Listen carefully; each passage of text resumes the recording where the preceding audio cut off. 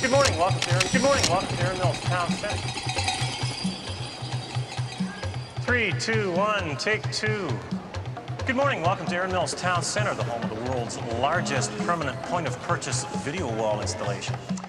My name is Calvin Fluck, and I'm your video host all day here at EMTV. I want to take this opportunity to extend a very special and warm welcome to the film crew from Necessary Illusions.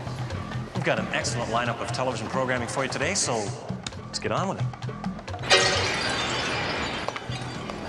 So how long have they been working on this documentary? Gosh, they've been working on it, I don't know how long, but I know every country I show up, they're always there. They're there, huh? Yeah, they were in England, they were in Japan, all over the place. Jeez.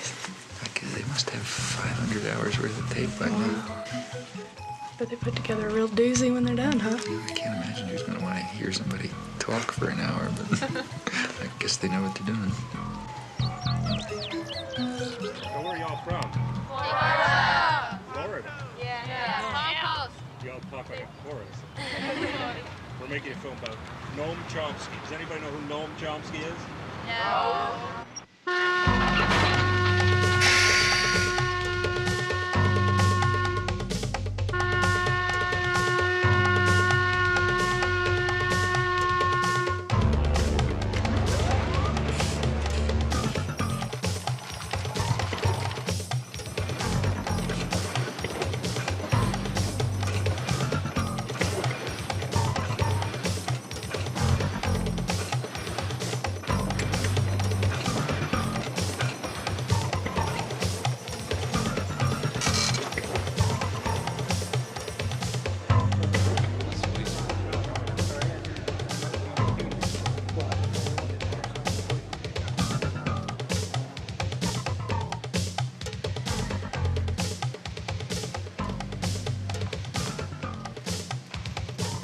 Good afternoon and welcome to Wyoming Talks. My guest today is well-known intellectual Noam Chomsky.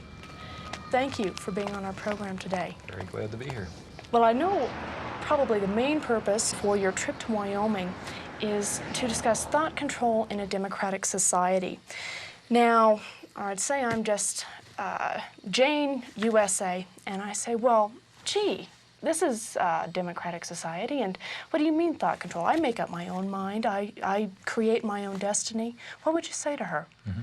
Well, I would suggest that Jane take a close look at the way the media operate, the way the public relations industry operates, the extensive thinking that's been going on for a long, long period about the necessity for finding ways to marginalize and control the public in democratic society. But particularly to look at the evidence that's been accumulated about the way the major media, the sort of agenda-setting media, I mean the national press and the television and so on, the way that they shape and control the kinds of opinions that appear, the kinds of information that comes through, the sources to which they go, and so on. And I think that Jane will find some very surprising things about the democratic system.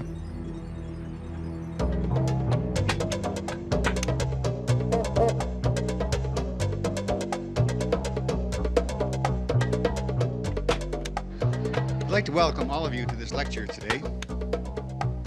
Several years ago, Professor Chomsky was described in the New York Times Book Review as follows: judged in terms of the power, range, novelty, and influence of his thought, Noam Chomsky is arguably the most important intellectual alive. Professor Noam Chomsky.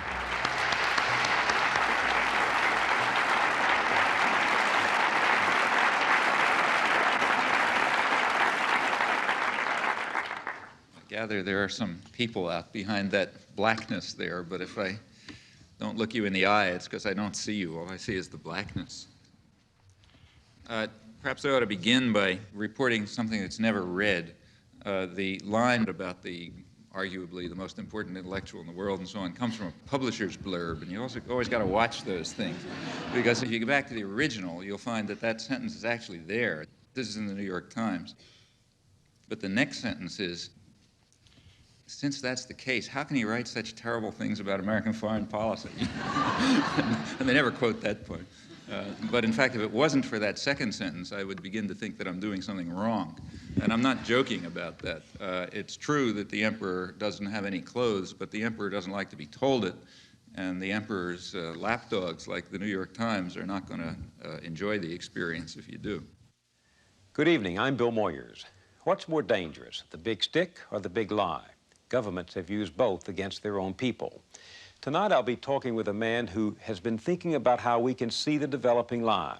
He says that propaganda is to democracy what violence is to a dictatorship, but he hasn't lost faith in the power of common people to speak up for the truth. You have said that we live entangled in webs of endless deceit, that we live in a highly indoctrinated society where elementary truths are easily buried. Elementary truths such as? Such as the fact that we invaded South Vietnam, or the fact that we're standing in the way of significant, and have for years, of significant moves towards arms negotiation, or the fact that the military system is to a substantial extent, not totally, but to a substantial extent, a mechanism by which the general population is compelled to provide a subsidy to high technology industry. Since they're not going to do it if you ask them to, you have to deceive them into doing it. I think there are many truths like that, and we don't face them. Do you believe in common sense? I mean, you're Absolutely. You do? I believe in Cartesian common sense. I think people have the capacities to see through the deceit in which they're ensnared, but they got to make the effort. Seems a little incongruous to hear a man from the ivory tower of Massachusetts Institute of Technology, a scholar, a distinguished linguistics scholar, talk about common people with such appreciation. I think that scholarship, at least the field that I work in, has the opposite consequences. My own studies in language and human cognition demonstrate, to me at least, what remarkable creativity ordinary people have. The very fact that people talk to one another is a reflection, and just in the normal way, I don't mean anything particularly fancy, reflects deep-seated features of human creativity, which in fact separate human beings from any other biological system we know. Tonight, scientists talk to the animals, but are they talking back? The Journal with Barbara Frum and Mary Lou Finley. Communicating with animals is a serious scientific pursuit. This is Nim Chimpsky. Nim, jokingly named after the great linguist Noam Chomsky, was the great hope of animal communication in the 1970s. For 4 years, Petito and others coached him in sign language, but in the end, they decided it was a lost cause. Nim could ask for things, but not much more. I would have loved to have a conversation with Nim and understand how he looked at the universe. He failed to communicate that information to me. Now we gave him every opportunity. Noam Chomsky, theorist of language and political activist, has had an extraordinary career. I can think of none like it in recent American history, and few anywhere at any time. He has literally transformed the subject of linguistics. At the same time, he's become one of the most consistent critics of power politics in all its protean guises.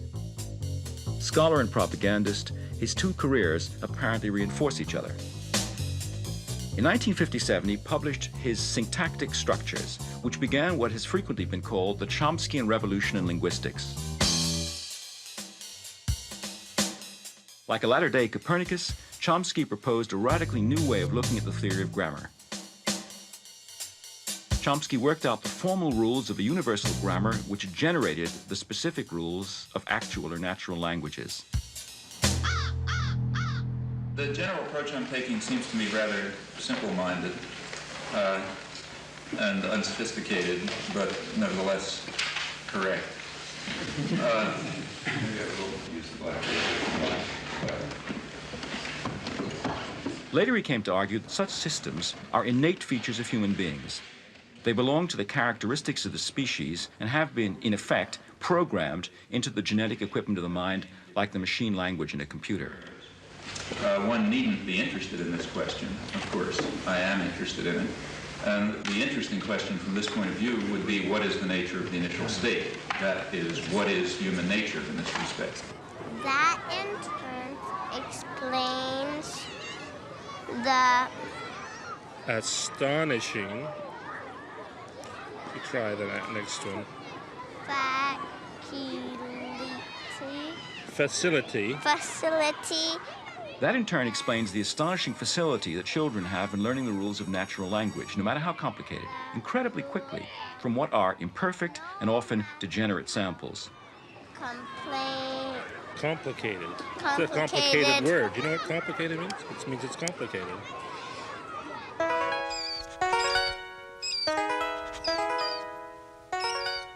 If in fact our minds were a blank slate and experience wrote on them, we would be very impoverished creatures indeed.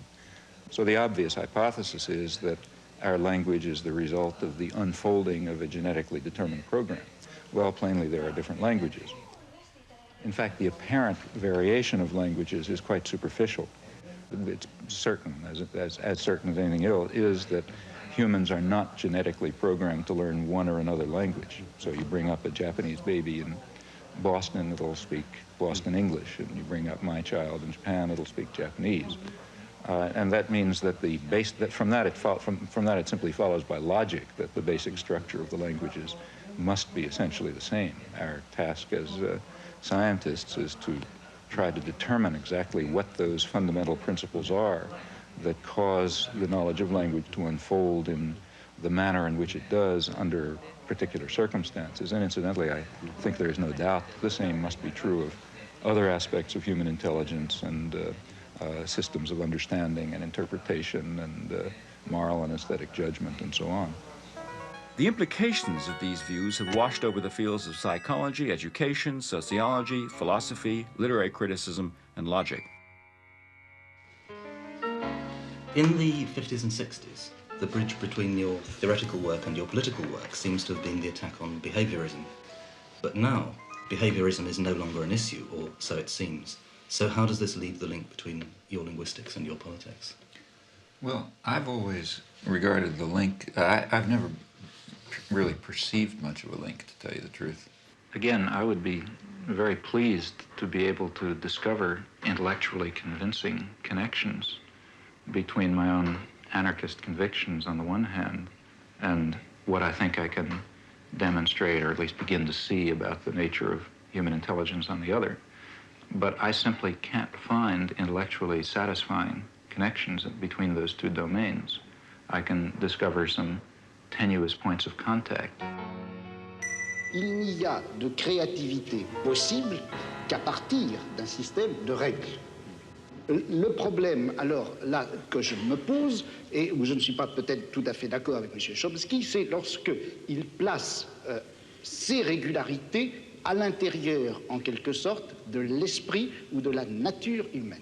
Je me demande si le système de régularité, de contraintes, qui rendent possible une science, on ne peut pas les trouver ailleurs, en dehors même de l'esprit humain, dans des formes sociales, dans des rapports de production, dans des luttes de classe, etc.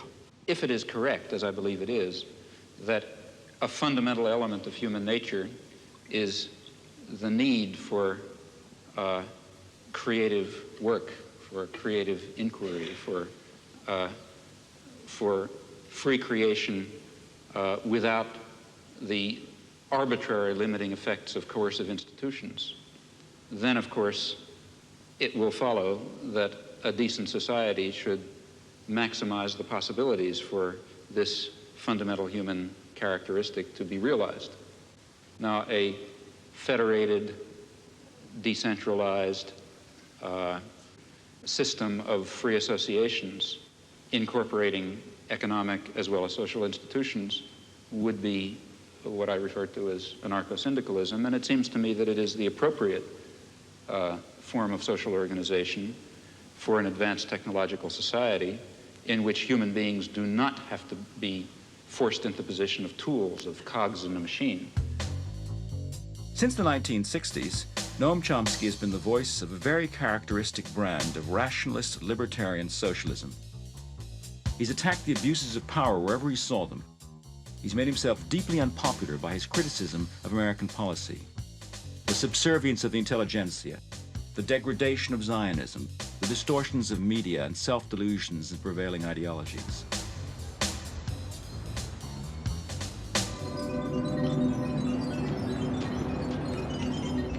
under the liberal administrations of the 1960s, the club of academic intellectuals designed and implemented the Vietnam War and other similar, though smaller, actions. This particular community is a very relevant one to consider at a place like MIT because, of course, you're all free to enter this community. In fact, you're invited and encouraged to enter the community of technical intelligentsia and weapons designers and counterinsurgency experts and pragmatic planners of an American empire is one that you have a great deal of inducement to become associated with. The inducements, in fact, are very real. The rewards in power and affluence and prestige and authority are quite real. Jamie. This came with the mail. Be with you in a second.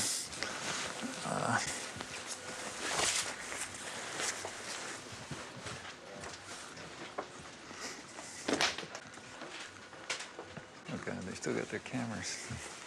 Okay. All right. I want to start. In your essay, Language and Freedom, you write, social action must be animated by a vision of a future society. I was wondering what vision of a future society animates you? Oh, well, I have my own ideas as to what a future society should look like. I've written about them. I mean, I think that we should, at the most general level, we should be seeking out forms of authority and domination and challenging their legitimacy. Now, sometimes they are legitimate. That is, let's say, they're needed for survival. So, for example, I wouldn't suggest that during the Second World War, the forms of authority, we had a totalitarian society, basically, and I thought there was some justification for that under the wartime conditions. And there are other forms of, relations between parents and children, for example, involve forms of coercion, which are sometimes justifiable. But any form of coercion and control requires justification, and most of them are completely unjustifiable. Now, at various stages of human civilization, it's been possible to challenge some of them, but not others. Others are too deep-seated, or you don't see them, or whatever. And so at any particular point, you try to detect those forms of authority and domination which are subject to change and which do not have any legitimacy, in fact, which often strike at fundamental human rights and your understanding of fundamental human nature and rights. Well, what are the major things, say, today? There are some that are being addressed in a way. The feminist movement is addressing some. The civil rights movement is addressing others. The one major one that's not being seriously addressed is the one that's really at the core of the system of domination, and that's private control over resources. And that means an attack on the fundamental structure of state capitalism. Now, I think that's in order. That's not something far off in the future. Your life work. The alphabet has only 26 letters. With these 26 magic symbols, however, millions of words are written every day. Nowhere else are people so addicted to information and entertainment via the printed word. Every day the world comes thumping on the American doorstep, and nothing that happens anywhere remains long a secret from the American newspaper reader. It comes to us pretty casually, the daily paper. But behind its arrival on your doorstep is one of journalism's major stories, how it got there. There is a standard view about democratic societies and the role of the media within them. It's expressed, for example, by Supreme Court Justice Powell when he spoke of the crucial role of the media in affecting the societal purpose of the First Amendment, namely enabling the public to assert meaningful control over the political process. That kind of formulation expresses the understanding that democracy requires free access to information and ideas and opinion, and the same conceptions hold not only with regard to the media, but with regard to educational institutions, publishing, the intellectual community generally. It is basic to the health of a democracy that no phase of government activity escape the scrutiny of the press. Here, reporters are assigned to stories fateful not only to our nation, but to all nations. Congress, says the First Amendment, shall pass no law abridging the freedom of the press. And the chief executive himself throws open the doors of the White House to journalists representing papers of all shades of political opinion.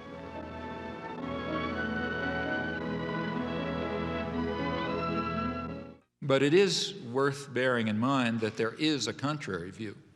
And in fact, the contrary view is very widely held and deeply rooted in our own civilization. It goes back to the origins of modern democracy, to the 17th century English Revolution, which was a complicated affair like most popular revolutions.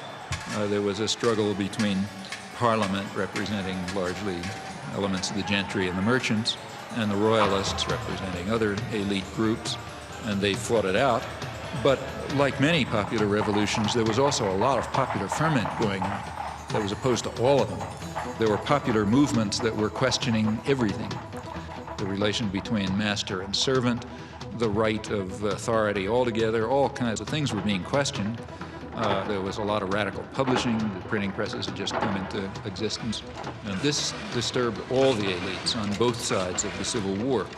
So as one historian pointed out at the time in 1660, he criticized the radical Democrats, the ones who were calling for what we would call democracy, because they are making the people so curious and so arrogant that they will never find humility enough to submit to a civil rule. Now, underlying these doctrines, which were very widely held, is a certain conception of democracy. It's a game for elites. It's not for the ignorant masses who have to be marginalized, diverted, and controlled, of course, for their own good. The same principles were upheld in the American colonies.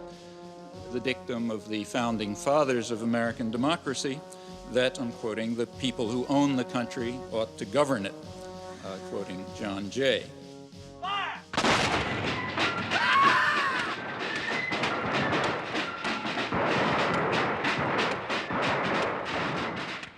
Now, in modern times, for elites, this contrary view about the intellectual life and the media and so on, this contrary view, in fact, is the standard one, I think, apart from rhetorical flourishes. From Washington, D.C., he's intellectual, author, and linguist, Professor Noam Chomsky. Manufacturing Consent. What is that title meant to describe? Well, the title is actually borrowed from a book by Walter Lippmann, written back around 1921, in which he described what he called the manufacture of consent as a revolution in the practice of democracy. What it amounts to is a technique of control. And he said this was useful and necessary because the common interests, the general concerns of all people, elude the public. The public just isn't up to dealing with them, and they have to be the domain of what he called a specialized class.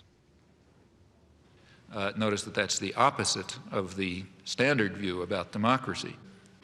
There's a version of this expressed by the highly respected moralist and theologian Reinhold Niebuhr, who was very influential on contemporary policymakers. His view was that rationality belongs to the cool observer, but because of the stupidity of the average man, he follows not reason but faith. And this naive faith requires necessary illusion and emotionally potent oversimplifications, which are provided by the myth maker to keep the ordinary person on course.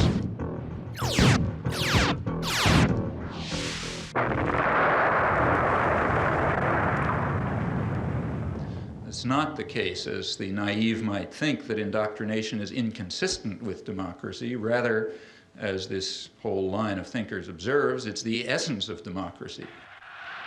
The point is that in a military state or a feudal state or what we would nowadays call a totalitarian state, it doesn't much matter what people think, because you've got a bludgeon over their head and you can control what they do.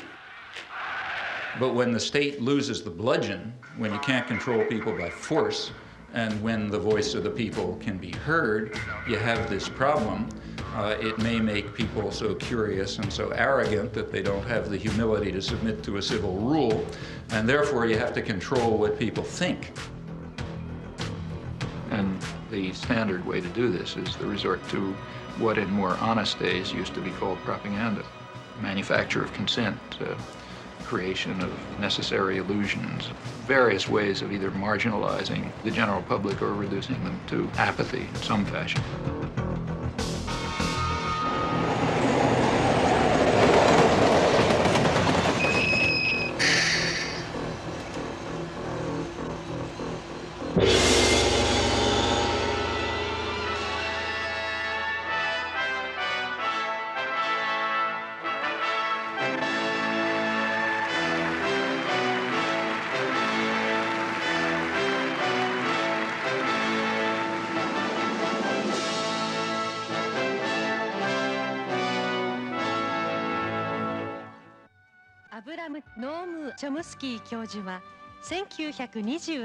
The oldest of two boys, Herman and Noam Chomsky, was born in Philadelphia, Pennsylvania in 1928. As a Jewish child, the anti-Semitism of the time affected him. Both parents taught Hebrew, and he became fascinated by literature, reading translations of French and Russian classics. He also took an interest in a grammar book written by his father on Hebrew of the Middle Ages. He recalls a childhood absorbed in reading, curled up in a sofa, often borrowing up to 12 books at once from the library. He is married to Carol, and they have 3 children. I don't like to impose on my wife and children a form of life that they certainly haven't selected for themselves, namely one of public exposure or exposure to the public media. That's their choice, and I don't believe that they have themselves selected this. I don't impose it on them. I would like to protect them from it, frankly. Second, sort of perhaps principled point is that I'm rather against the idea, the whole notion of developing public personalities who are treated as stars of one kind or another, where aspects of their personal life are supposed to have some significance and so on. Take 1 in the reception room. You said that you were just like us. You went to school, got good grades, and what made you start being critical, and seeing the different? What started the change? You know what I'm... Well, there are all kinds of personal factors in anybody's life. First of all, don't forget I grew up in a depression.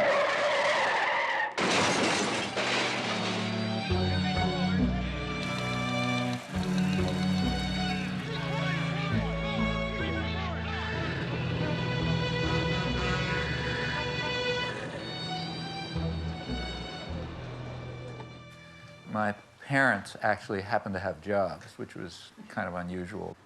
They were Hebrew school teachers, so sort of lower middle class. For them, everything revolved around being Jewish, Hebrew and Palestine in those days and so on. And I grew up in that milieu.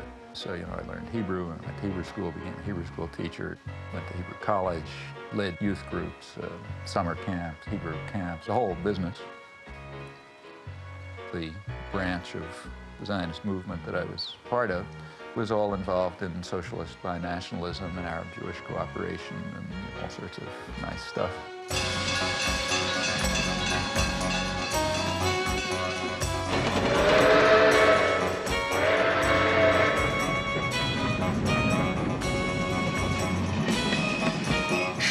What did they think of your hopping on a train and going up to New York and hanging out at anarchist bookstores on 4th Avenue and talking to they didn't mind your because working class relatives there? I mean, I don't want to totally trust my childhood memories, obviously, but the family was split up. Like a lot of Jewish families, it went in all sorts of directions.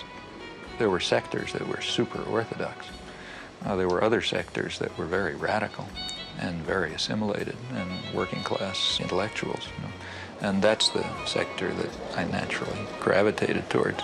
It was a very lively intellectual culture.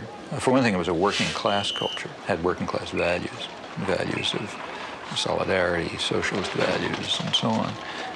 There was a sense somehow things were going to get better. An institutional structure was around, the method of fighting, of organizing, of doing things, which had some hope. And I also had the advantage of having gone to a experimental progressive school, to a Deweyite school, which was quite good, run by a university there. And, there was no such thing as competition. There was no such thing as being a good student. Literally, the concept of being a good student didn't even arise until I got to high school. I went to the academic high school and suddenly discovered I'm a good student, then I hated high school because I had to do all the things you have to do to get into college. But until then, it was kind of a free, pretty open system. And I don't know, there are lots of other things. Well, maybe I was just cantankerous. As a historian, I have read with interest and amazement your long review article of Gabriel Jackson's Spanish Civil War, and that's a very respectable piece of history, and I can appreciate how much work goes into that. When I did that work? When did you do that? I did that work in the early 1940s when I was about 12 years old.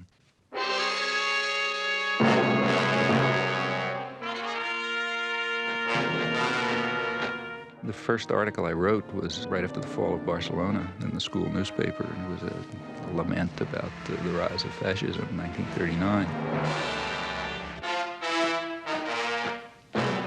Actually, I guess one of the people who was the biggest influence in my life was an uncle who had never gone past 4th grade. He was, had a background in crime, then left-wing politics and all sorts of things. But he was a hunchback. And as a result, he could get a newsstand in New York. They had some program for people with physical disabilities. And some of you are from New York, I guess. Well, the 72nd Street kiosk? You know that? Right, that's where I got my political education. At 72nd Street, there's a place where you come out of the subway, and everybody goes towards 72nd Street. And there were 2 newsstands on that side, which were doing fine, and there's 2 newsstands on the back. And nobody comes out the back, and that's where his newsstand. But it was a very lively place. He was a very bright guy. It was the 30s. There were a lot of emigres, so on. A lot of people were hanging around there. And in the evenings, especially, it was sort of a literary political salon. Every kind of guys hanging around, arguing and talking. And as a kid, like I was 11, 12 years old, the biggest excitement was to work the newsstand. You write in Manufacturing Consent that it's the primary function of the mass media in the United States to mobilize public support for the special interests that dominate the government and the private sector. What are those interests? Well, if you want to understand the way any society works, ours or any other, the first place to look is who is in a position to make the decisions that determine the way the society functions. Societies differ, but in ours, the major decisions over what happens in the society, decisions over investment and production and distribution and so on, are in the hands of a relatively concentrated network of major corporations and conglomerates and investment firms and so on. They are also the ones who staff the major executive positions in the government, and they're the ones who own the media, and they're the ones who have to be in a position to make the decisions. They have an overwhelmingly dominant role in the way life happens, what's done in the society. Within the economic system, by law and in principle, they dominate. The control over resources and the need to satisfy their interests imposes very sharp constraints on the political system and the ideological system. When you talk about manufacturing of consent, whose consent is being manufactured? We can, to start with, there are 2 different groups. We can get into more detail. But at the first level of approximation, there's 2 targets for propaganda. One is what's sometimes called the political class.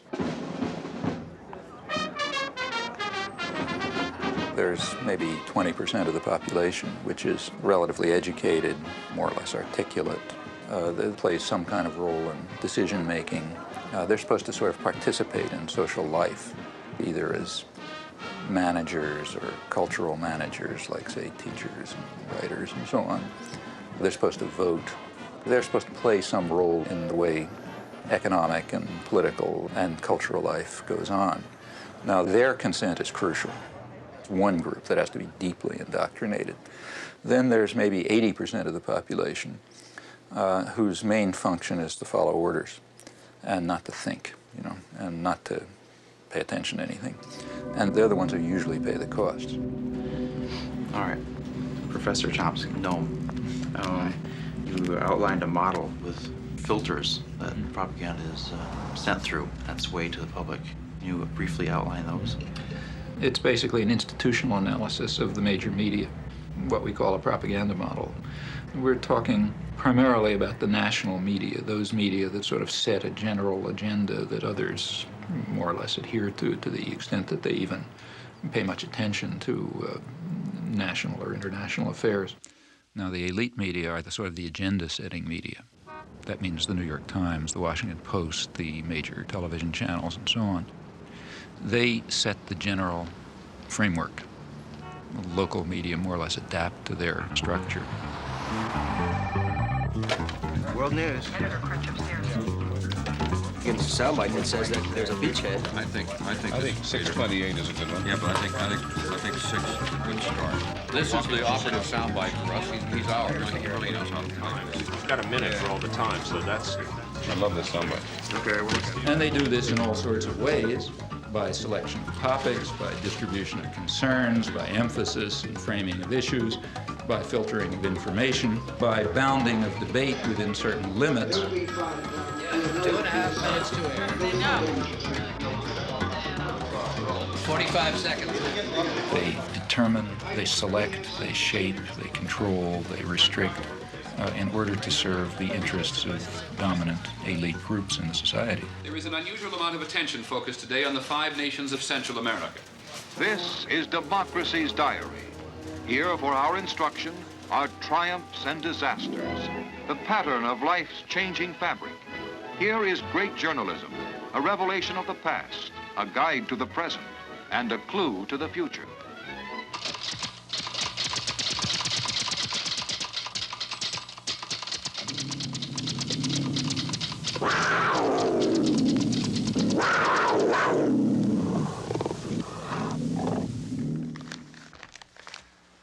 The New York Times is certainly the most important newspaper in the United States, and one could argue the most important newspaper in the world.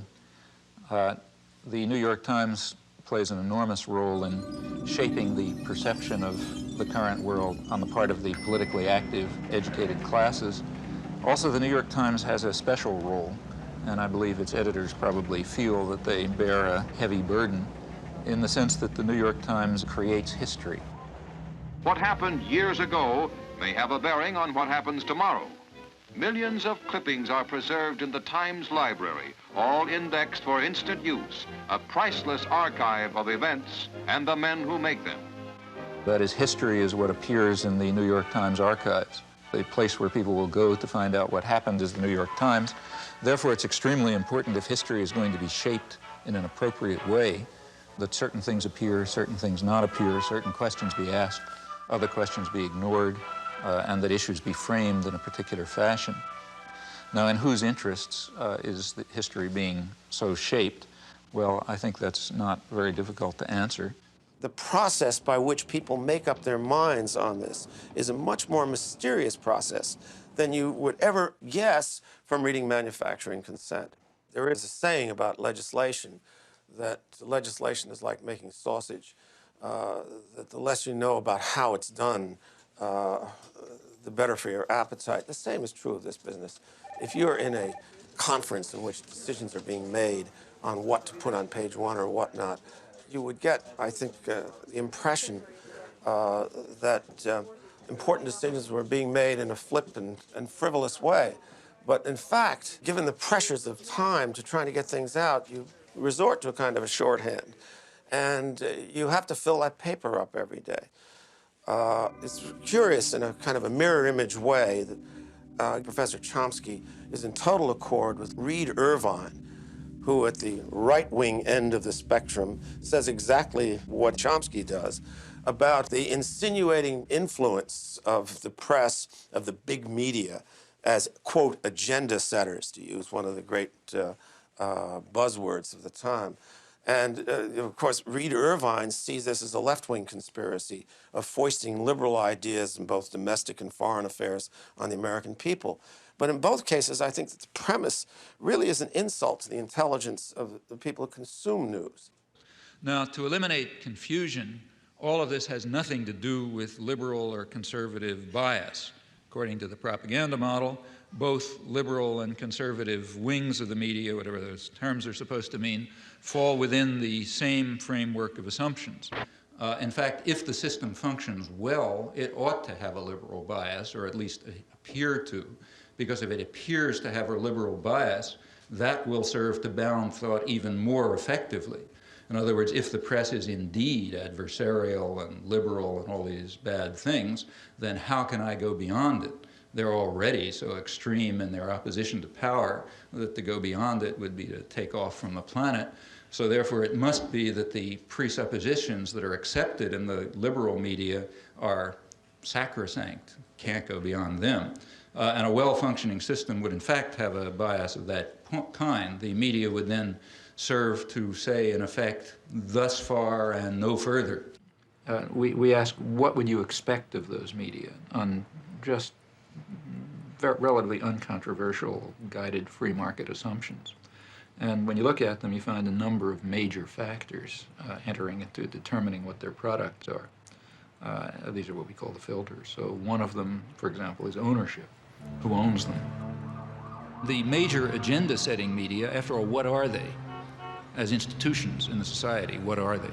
Well, in the first place, they are major corporations, in fact, huge corporations. Furthermore, they're integrated with and sometimes owned by even larger corporations, conglomerates, so for example, by Westinghouse and GE and so on.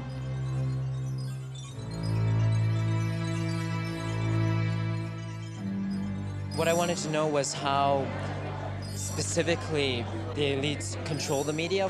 What I mean is, I guess... It's like asking, how do the elites control General Motors? Well, why isn't that a question? I mean, General Motors is an institution of the elites. They don't have to control it. They own it. You know? Except, I guess, at a certain level, I think, like, I guess I work with student press, so I know, like, reporters and stuff. The elites don't control the student press, but I'll tell you something. You try in the student press to do anything that breaks out of conventions, and you're going to have the whole business community around here down on your neck, and the university's going to get threatened, and, you know, I mean, maybe nobody will pay any attention to you, that's possible. But if you get to the point where they don't stop paying attention to you, the pressures will start coming. Because there are people with power. There are people who own the country, and they're not going to let the country get out of control. What do you think about that? This is the old cabal theory that somewhere there's a room with a baize-covered desk, and there are a bunch of capitalists sitting around, and they're pulling string. These rooms don't exist. I mean, I hate to tell Noam Chomsky this. You don't share that. I think it is the most absolute rubbish I've ever heard. This is the current fashion in the universities. You know, it's patent nonsense, and I think it's nothing but a fashion. It's a way that intellectuals have of feeling like a clergy. I mean, there has to be something wrong.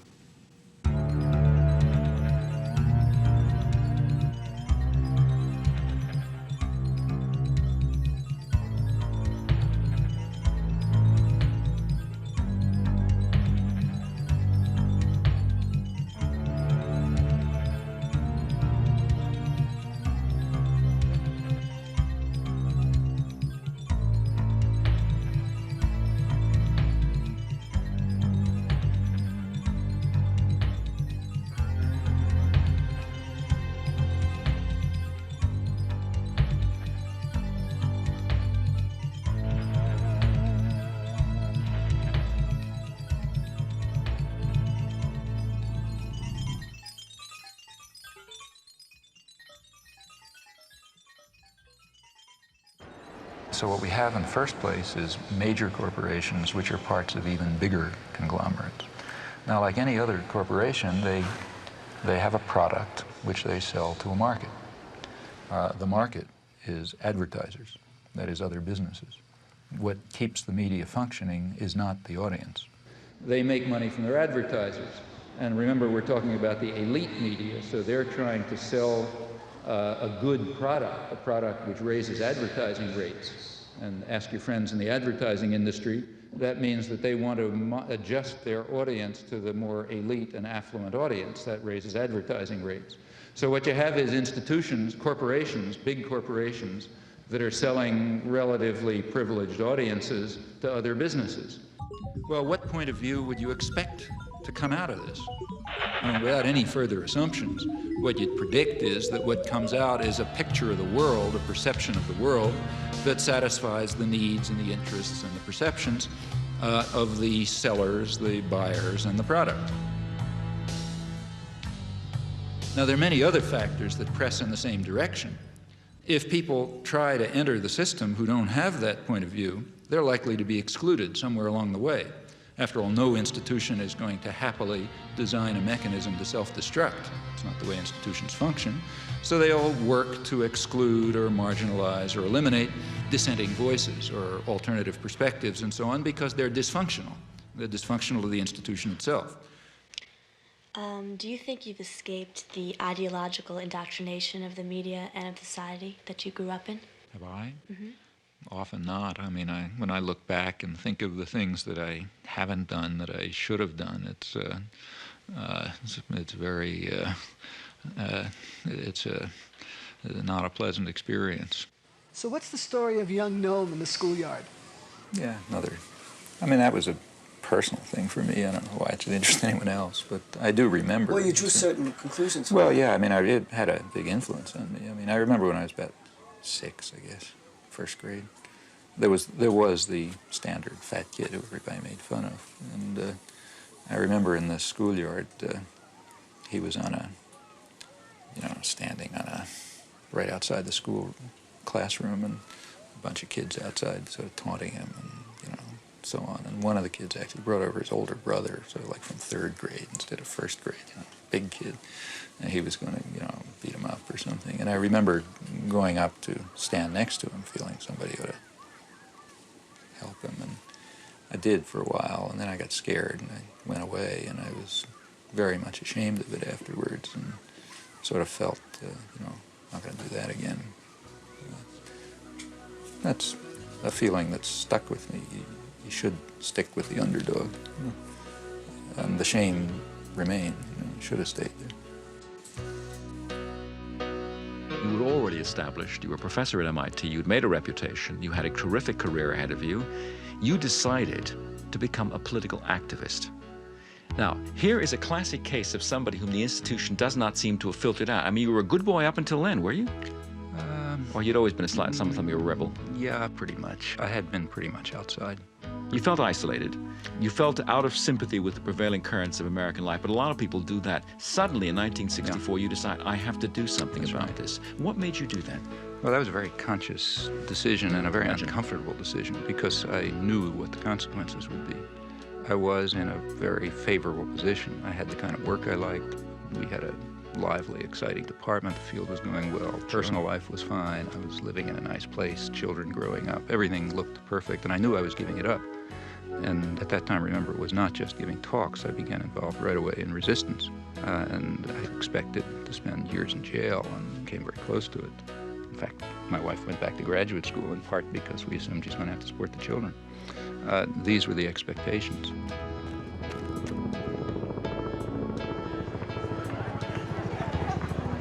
And I recognized that if I returned to these interests, which were the dominant interests of my own youth, life would become very uncomfortable.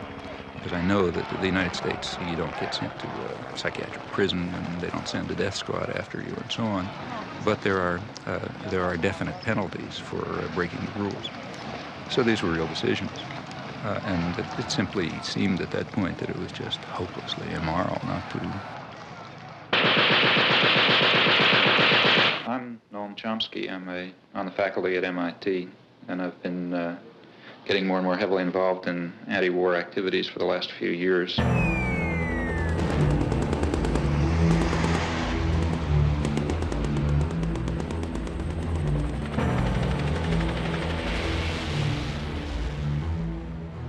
Beginning with writing articles and making speeches and speaking to congressmen and that sort of thing, and gradually getting involved more and more directly in resistance activities of various sorts. I've come to the feeling myself that the most effective form of political action that is open to a responsible and concerned citizen at the moment is action that really involves direct resistance, refusal to take part in what I think are war crimes, to raise the domestic cost of American aggression overseas through non-participation and support for those who are refusing to take part, in particular draft resistance throughout the country.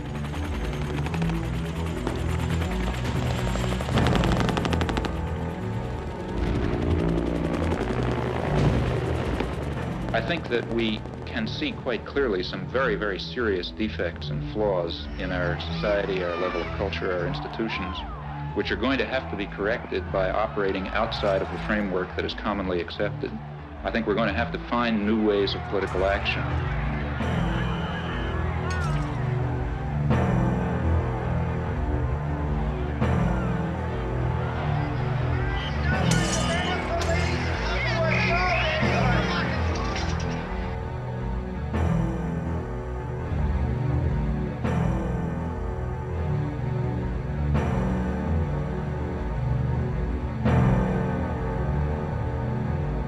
I rejoice in your disposition to argue the Vietnam question, especially when I recognize what an act of self-control this must involve. It does. Sure. It really does. Sure. I mean, I think that this is the kind of issue where sometimes I lose my temper. Maybe not tonight. Maybe not tonight.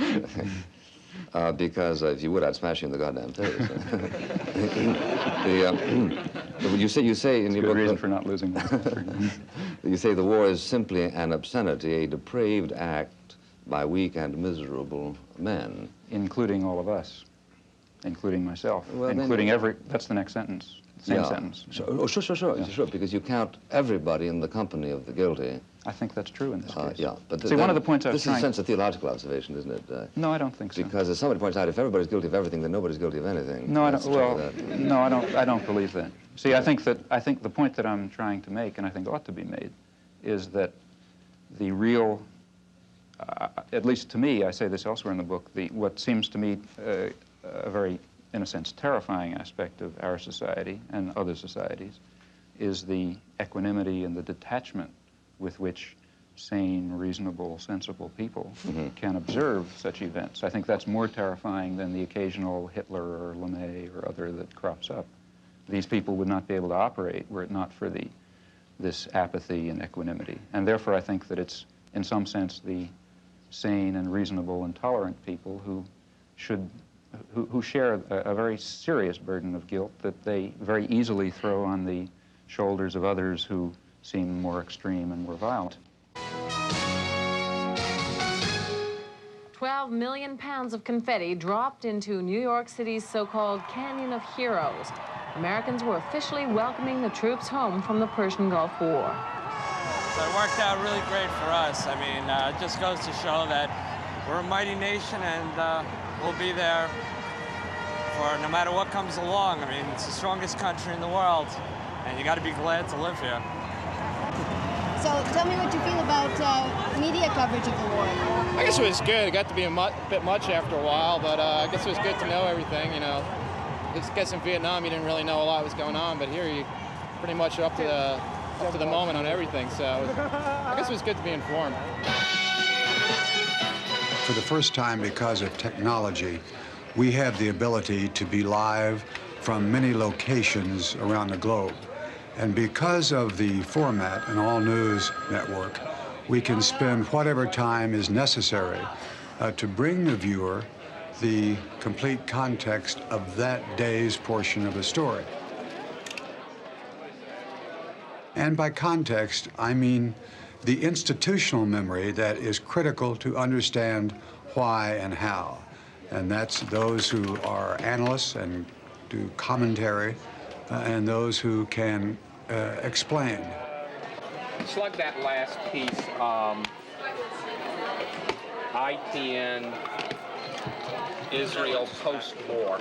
David Brinkley once said that you step in front of the camera and you get out of news business and into show business. But nonetheless, that should not in any way subtract or obscure the need for the basic standards of good journalism. Pat, hang tight. Let me give you a lead for Salinger right now, okay? President Bush and Prime Minister Major have closed or have almost rejected the Soviet peace efforts. Okay, in Saudi Arabia, the door is being left open. Rick Salinger is standing by live in Riyadh with the ladies. All but closed. Yeah, all but closed. Right. Accuracy, speed, a fair approach, honesty and integrity within the reporter to try and bring the truth, whatever the truth may be. Going to war is a serious business. In a totalitarian society, the dictator just says we're going to war and everybody marches. And with this weapon of human brotherhood in our hands, we are seeing the war for men's minds not as a battle of truth against lies, but as a lasting alliance pledged in faith with all those millions driving forward to create the true new order, the world order of the people first, the people before all. In a democratic society, the theory is that if the political leadership is committed to war, they present reasons, and they got a very heavy burden of proof to meet, because a war is a very catastrophic affair, as this one proved to be. The role of the media at that point is to present the relevant background. For example, the possibilities of peaceful settlement, such as what they may be, have to be presented, and then to present, to offer a forum, in fact, encourage a forum of debate over this very dread decision to go to war and, in this case, kill hundreds of thousands of people and leave two countries wrecked and so on. That never happened. There was never, well, you know, when I say never, I mean 99.9% of the discussion excluded the option of a peaceful settlement. That Washington's Office of War Information falls one of the most vital and constructive tasks of this war. This is a people's war, and to win it, the people ought to know as much about it as they can. This office will do its best to tell the truth and nothing but the truth, both at home and abroad. First weapon in this worldwide strategy of truth is the great machine of information represented by the free press, with its powers of molding public thought and leading public action, with all its lifelines for the exchange of new ideas between fighting nations spread across the earth. Every time George Bush would appear and say there will be no negotiations, there would be, you know, 100 editorials the next day lauding him for going the last mile for diplomacy. If he said you can't reward an aggressor, instead of cracking up in ridicule the way people did in civilized sectors of the world, like the whole third world, the media said, oh man, a fantastic principle, you know. The invader of Panama, the only head of state, stands condemned for aggression in the world. The guy who was head of the CIA during the Timor aggression, you know, he says aggressors can't be rewarded. The media just applauded. The motion picture industry, with its worldwide organization of newsreel camera crews, invaluable for bringing into vivid focus the background drama and perspectives of the war. Mobilized, too, in this all-out struggle for men's minds are the radio networks, with all their experience in the swift reporting of great occasion and event. From every strategic center and frontline stronghold, their reporters are sending back the lessons of new tactics, new ways of war. The result was it's a media war. I mean, there's tremendous fakery all along the line. The UN is finally living up to its mission, you know, wondrous sea change, the New York Times told us. The only wondrous sea change was that for once the United States didn't veto a Security Council resolution against aggression. People don't want a war unless you have to have one, and they would have known that you don't have to have one. Well, the media kept people from knowing that, and that means we went to war very much in the manner of a totalitarian state, thanks to the media subservience. That's the big story.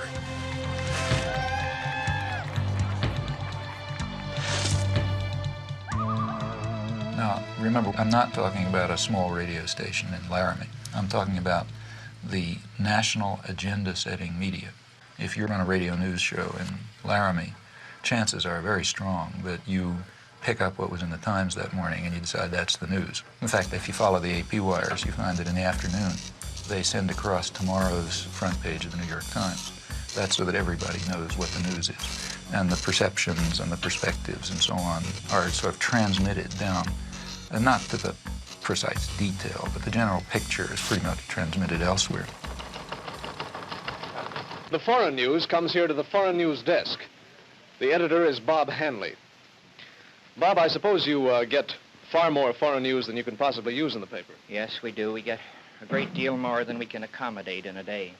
And your job is to weed it out, I suppose. This is the selection center, as it were.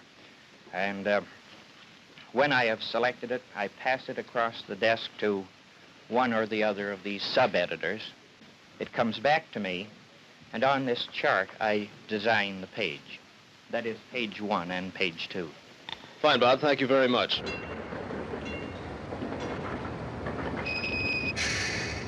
Why do you want to make a film about media? Well, Such a nice, quiet town. it's a beautiful town. Well, we're making a film about the mass media, so we thought, whatever, what a good place You to want to know come. where they got the name? So maybe you could start by introducing yourself. Yes, I'm Bowden Senko. I'm the Main Street manager and the executive director of the Media Business Authority, and we are in Media, Delaware County, in the southeastern part of Pennsylvania. Media is called everybody's hometown. The motto was developed as a way to promote the community. We're a very high promotion conscious community. When you walk through media, you'll be treated very well, and you find that people have taken the idea of being everybody's hometown to heart.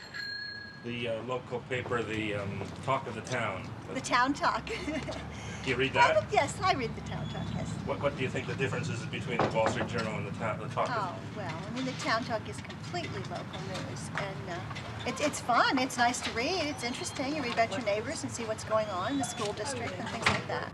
We're in business to make bucks, just like the big daily newspapers and just like the big radio stations, and we do quite well, and rightfully so, because we work very hard at it. I just want to show you a copy of the paper here, the way it is this week. It's plastic wrapped on all 4 sides, weatherproof, and hung on everybody's front door. And many times you'll find that this paper runs well over 100 pages a week.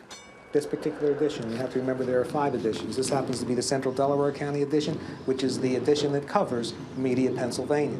What you see here now is the advertising and composition department. Say hello, guys, will you? Hi. Hi there. And what we're doing now is we're putting red dots, green dots, and yellow dots up on the map, wherever there is a store. Now, the red dots are the stores that don't advertise with us at all. The green dots are the ones that advertise with us every week, and the yellow dots are the ones that run sporadically. Now, we have computer printouts of every one of these stores, and what we do is we take the printouts of all the red dots, which are the bad guys, and what our idea is to turn these red dots into yellow dots and turn the yellow dots into green dots and eventually make them all green dots, so 100% of the stores and 100% of the merchants and the service people advertise in our newspaper every week. That way we won't have any more red dots. I guess there'll always be a few red dots, but I have high hopes that there'll be a lot more green ones than red ones when we're finished. Hi, I'm Jim Morgan. I'm with the Corporate Relations Department of the New York Times, and I'm here to take you on a tour of the New York Times, so let's begin. So they're just taking audio in here. Yeah, they're taking audio in here. Audio. No cameras, no still. We went over this quite thoroughly. They don't even take a still camera in here. We're in the composing room. This is where the pages are composed. This is the typographical area. What's the ratio of news to advertising? 60% ads. This might seem big, but it is average, in fact, below average. Our 60% might include, on some days, maybe 20 pages of classified advertising all to itself, where the rest of the newspapers weighted much heavier news to advertising. But the paper in its entirety, every day, large or small, is 60 ads, 40 news. Well, that completes our tour of the New York Times, and I hope you found it informative, and I hope that you read the New York Times every day of your life from now on. Now, there are other media, too, whose basic social role is quite different. It's diversion. There's the real mass media, the kinds that are aimed at, the guys who Joe Sixpack, that kind. The purpose of those media is just to dull people's brains.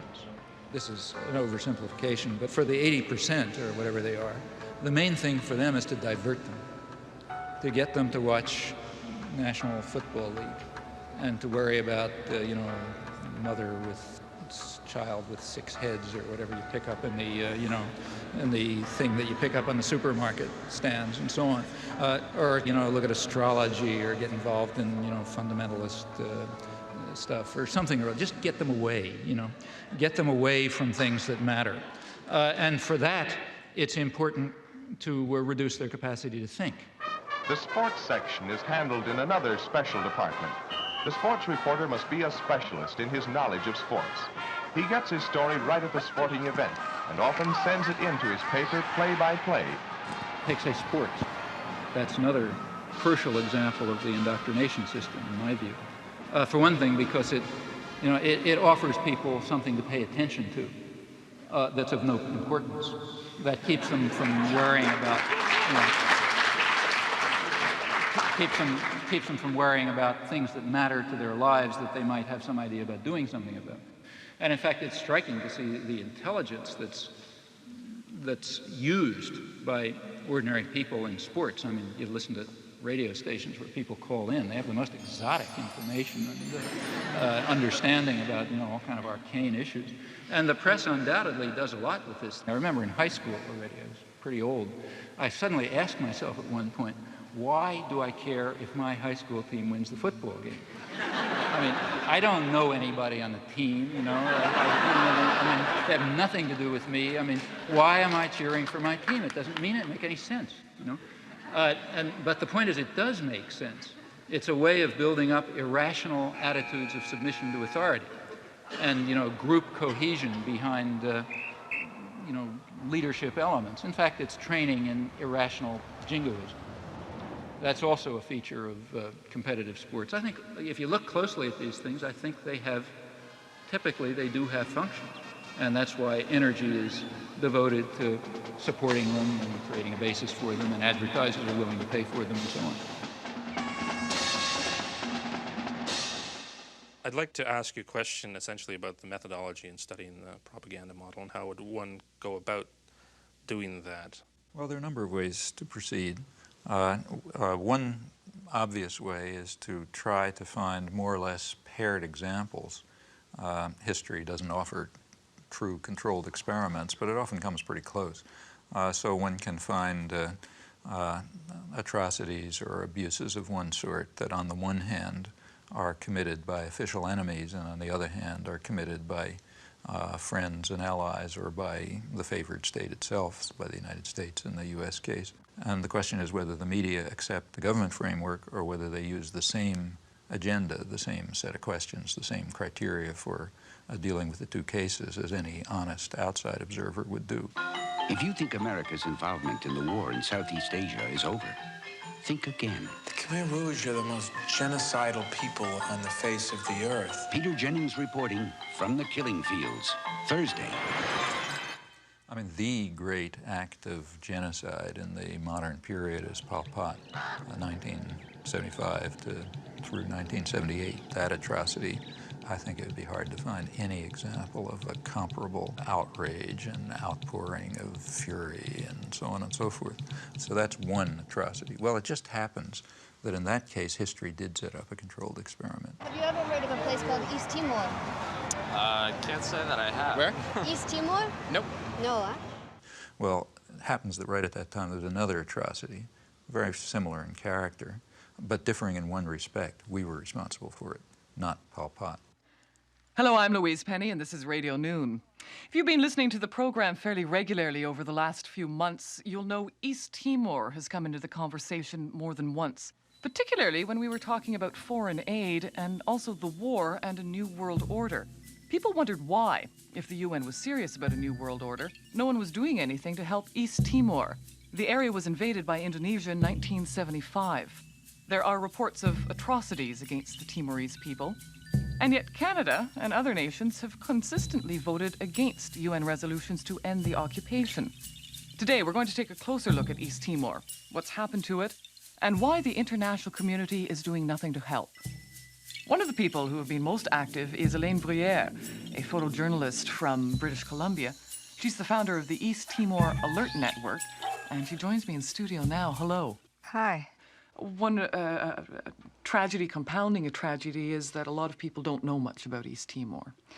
Where is it? East Timor is just north of Australia, about 420 kilometers, and it's right between the Indian and Pacific Oceans. Just south of East Timor is a deep-water sea lane, perfect for U.S. submarines to pass through. There's also huge oil reserves there. One of the unique things about East Timor is that it's truly one of the last surviving ancient civilizations in that part of the world. The Timorese spoke 30 different languages and dialects amongst a group of 700,000 people. Today, less than 5% of the world's people live like the East Timorese, basically self-reliant. They live really outside of the global economic system. Small societies like the East Timorese are much more democratic and much more egalitarian, and there's much more sharing of power and wealth. Before the Indonesians invaded, most people lived in small rural villages.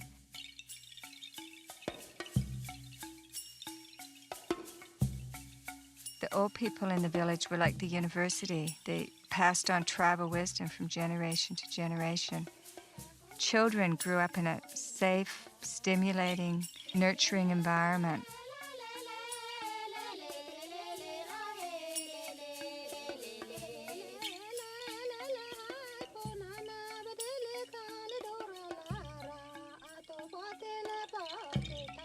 A year after I left East Timor, I was appalled when I heard that Indonesia had invaded.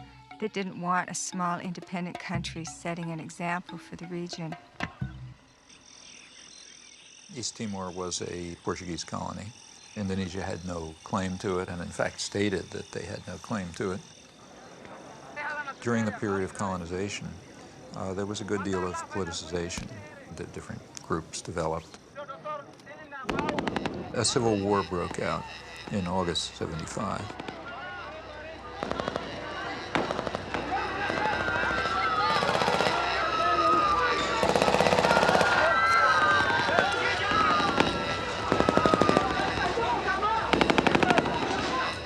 It ended up in a victory for Fredlin, which was one of the groupings, described as populist Catholic in character with some typical leftish rhetoric. Indonesia at once started intervening. What's the situation? When did those ships come in? They start arriving since Monday. 6, 7 boats together, very close to our border. They're not there just for fun, you know. They're preparing a massive operation. Something happened here last night that moved us very deeply. It was so far outside our experience as Australians that we'll find it very difficult to convey to you, but we'll try. Sitting on woven mats under a thatched roof in a hut with no walls, we were the target of a barrage of questioning from men who know they may die tomorrow and cannot understand why the rest of the world does not care. That's all they want, for the United Nations to care about what is happening here. The emotion here last night was so strong that we, all three of us, felt we should be able to reach out into the warm night air and touch it. Greg Shackleton at an unnamed village, which we'll remember forever in Portuguese Timor.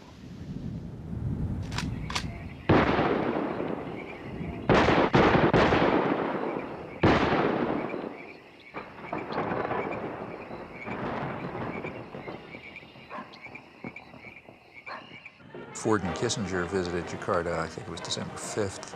We know that they had requested that Indonesia delay the invasion until after they left because it would be too embarrassing. And within hours, I think, after they left, the invasion took place on December 7th. What happened on December 7th in 1975 is just one of the great evil deeds of history. Early in the morning, bombs began dropping on Dili. The number of troops that invaded Dili that day almost outnumbered the entire population of the town. And for 2 or 3 weeks, they just killed people. E quando eu vi dizer fogo, eu deitei-me logo, pus-me logo no chão.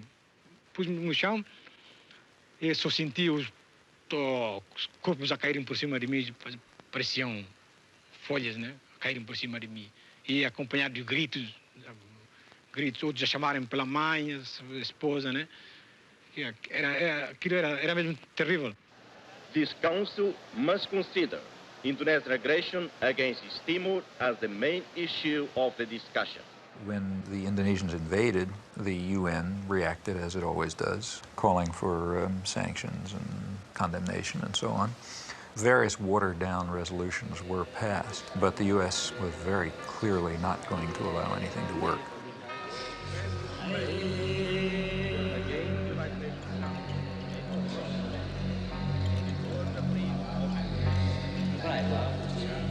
So the Timorese were fleeing into the jungles by the thousands. By late 1977-78, Indonesia set up receiving centers for those Timorese who came out of the jungle waving white flags. Those the Indonesians thought were more educated or who were suspected of belonging to Frelimo or other opposition parties were immediately killed. They took women aside and flew them off to Dili in helicopters for use by the Indonesian soldiers. They killed children and babies. But in those days, their main strategy and their main weapon was starvation. By 1978, it was approaching really genocidal levels. The church and other sources estimated about 200,000 people killed. The U.S. backed it all the way. The U.S. provided 90% of the arms. Right after the invasion, arms shipments were stepped up. When the Indonesians actually began to run out of arms in 1978, the Carter administration moved in and increased arms sales, and other Western countries did the same. Canada, England, Holland, and everybody who could make a buck was in there trying to make sure they could kill more Timorese. There is no Western concern for issues of aggression, atrocities, human rights abuses, and so on, if there's a profit to be made from them. Nothing could show it more clearly than this case. It wasn't that nobody had ever heard of East Timor. Crucial to remember that there was plenty of coverage in the New York Times and elsewhere before the invasion. The reason was that there was concern at the time over the breakup of the Portuguese Empire and what that would mean. There was a fear that it would lead to independence or Russian influence or whatever. After the Indonesians invaded, the coverage dropped. There was some, but it was strictly from the point of view of the State Department and Indonesian generals, never a Timorese refugee. As the atrocities reached their maximum peak in 1978, when it really was becoming genocidal, coverage dropped to zero in the United States and Canada, the two countries I've looked at closely, literally dropped to zero. All this was going on at exactly the same time as the great protest of outrage over Cambodia. The level of atrocities was comparable. In relative terms, it was probably considerably higher in Timor. It turns out right in Cambodia in the preceding years, 1970 through 1975, there was also a comparable atrocity for which we were responsible.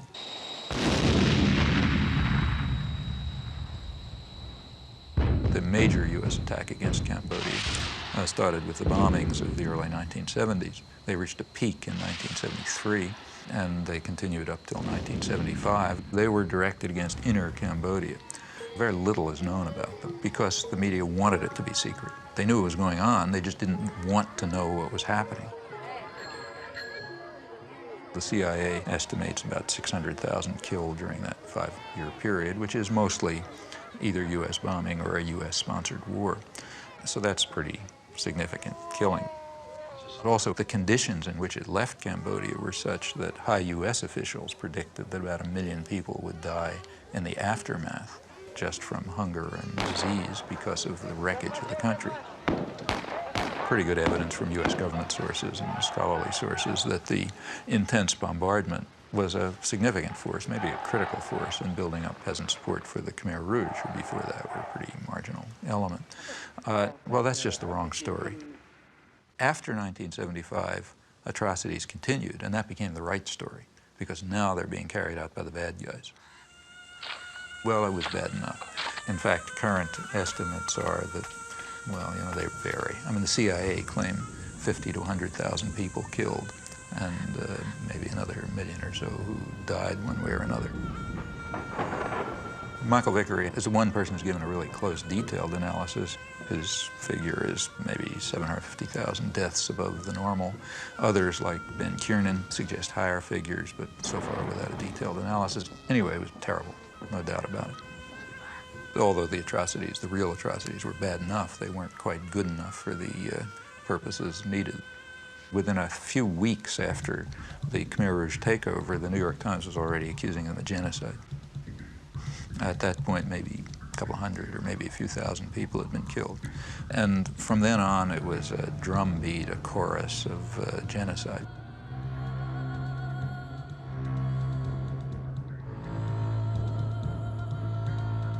The big bestseller on Cambodia, Pol Pot, is called Murder in a Gentle Land. Up until April 17th, 1975, was a gentle land of peaceful, smiling people, and after that, some horrible Holocaust took place. Very quickly, a figure of 2 million killed was hit upon. In fact, what was claimed was that the Khmer Rouge boast of having murdered 2 million people. The facts are very dramatic. In the case of atrocities committed by the official enemy, extraordinary show of outrage. Exaggeration, no evidence required, faked photographs are fine, anything goes. Also a vast amount of lying. I mean, an amount of lying that would have made Stalin cringe.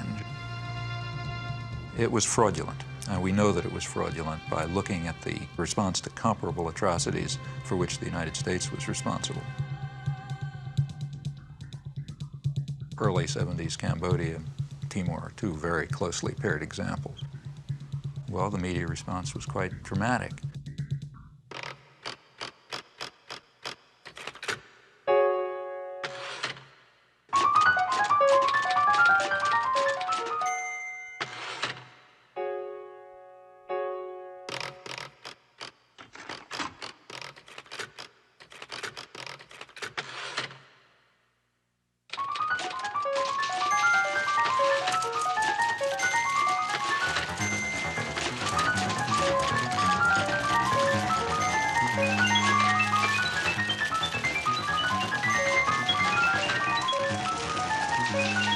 Back in 1980, I taught a course at Tufts University. Well, Chomsky came around to this class. He made a very powerful case that the press underplayed the fact that the Indonesian government annexed this former Portuguese colony in 1975. And that if you compare it, for example, with Cambodia, where there was acreage of things, that this was a communist atrocity, whereas the other was not a communist atrocity. Well, I got quite interested in this, and I went to talk to the then deputy foreign editor of the Times. And I said, you know, we've had very poor coverage on this. And he said, you're absolutely right. There are a dozen atrocities around the world that we don't cover. This is one for various reasons. So I took it up. I was working as a reporter and writer for a small alternative radio program in upstate New York, and we received audio tapes of interviews with Timorese leaders. And we were quite surprised that, given the level of American involvement, that there was not more coverage, indeed practically any coverage, of the large-scale Indonesian killing in the mainstream American media. We formed a small group of people to try to monitor this situation and see what we could do over time to alert public opinion to what was actually happening in East Timor. There were literally about half a dozen people who simply dedicated themselves with great commitment to getting the story to break through. And they reached a couple of people in Congress. They got to me, for example. I was able to testify at the UN and write some things. They kept at it, kept at it, kept at it. Whatever is known about the subject essentially comes from their work. There's not much else. I wrote first an editorial called An Unjust War in East Timor. It had a map, and it said exactly what had happened. We then ran a dozen other editorials on it. They were read, they were entered in the congressional record, and several congressmen then took up the cause, and then something was done in Congress as a result of this. The fact that the editorial page of the New York Times on Christmas Eve published that editorial put our work on a very different level. And it gave a great deal of legitimacy to something that we were trying to advance for a long time, and that was the idea and the reality that a major tragedy was unfolding in East Timor. if one takes literally the various theories that Professor Chomsky puts out, one would feel that there is a tacit conspiracy between the establishment press and the government in Washington to focus on certain things and ignore certain things, so that if we broke the rules, that we would instantly get a reaction, a sharp reaction from the overlords in Washington, who would say, hey, what are you doing speaking up on East Timor? We're trying to keep that quiet. We didn't hear a thing. What we did hear, and this was quite interesting, is that there was a guy named Arnold Cohn, and he became a one-person lobby. I appreciate the nice things that Karl Meyer said about me in his interview, but I object to the notion that a one-man lobby was formed or anything like that. I think that if there weren't a large network composed of the American Catholic Bishops' Conference, composed of other church groups, composed of human rights groups, composed of simply concerned citizens and others, and a network of concern within the news media, I think that it would have been impossible to do anything at all at any time, and it certainly would have been impossible to sustain things for as long as they've been sustained. Professor Chomsky and a lot of people who engage in this kind of press analysis have one thing in common. Most of them have never worked for a newspaper. Many of them know very little about how newspapers work. When Chomsky came around, he had with him a file of all the coverage in the New York Times, the Washington Post, and other papers of East Timor. And he would go to the meticulous degree that if, for example, the London Times had a piece on East Timor, and then it appeared in the New York Times, that if a paragraph was cut out, he'd compare and he'd say, look, this key paragraph right near the end, which is really what tells the whole story, was left out of the New York Times version of the London Times thing.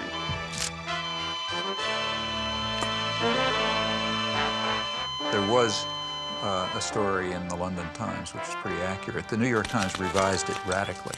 Didn't just leave a paragraph out. They revised it and gave it a totally different cast.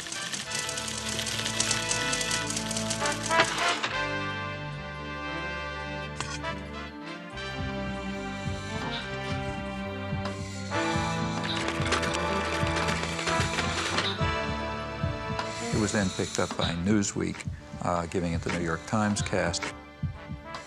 It ended up being a whitewash, whereas the original was an atrocity story.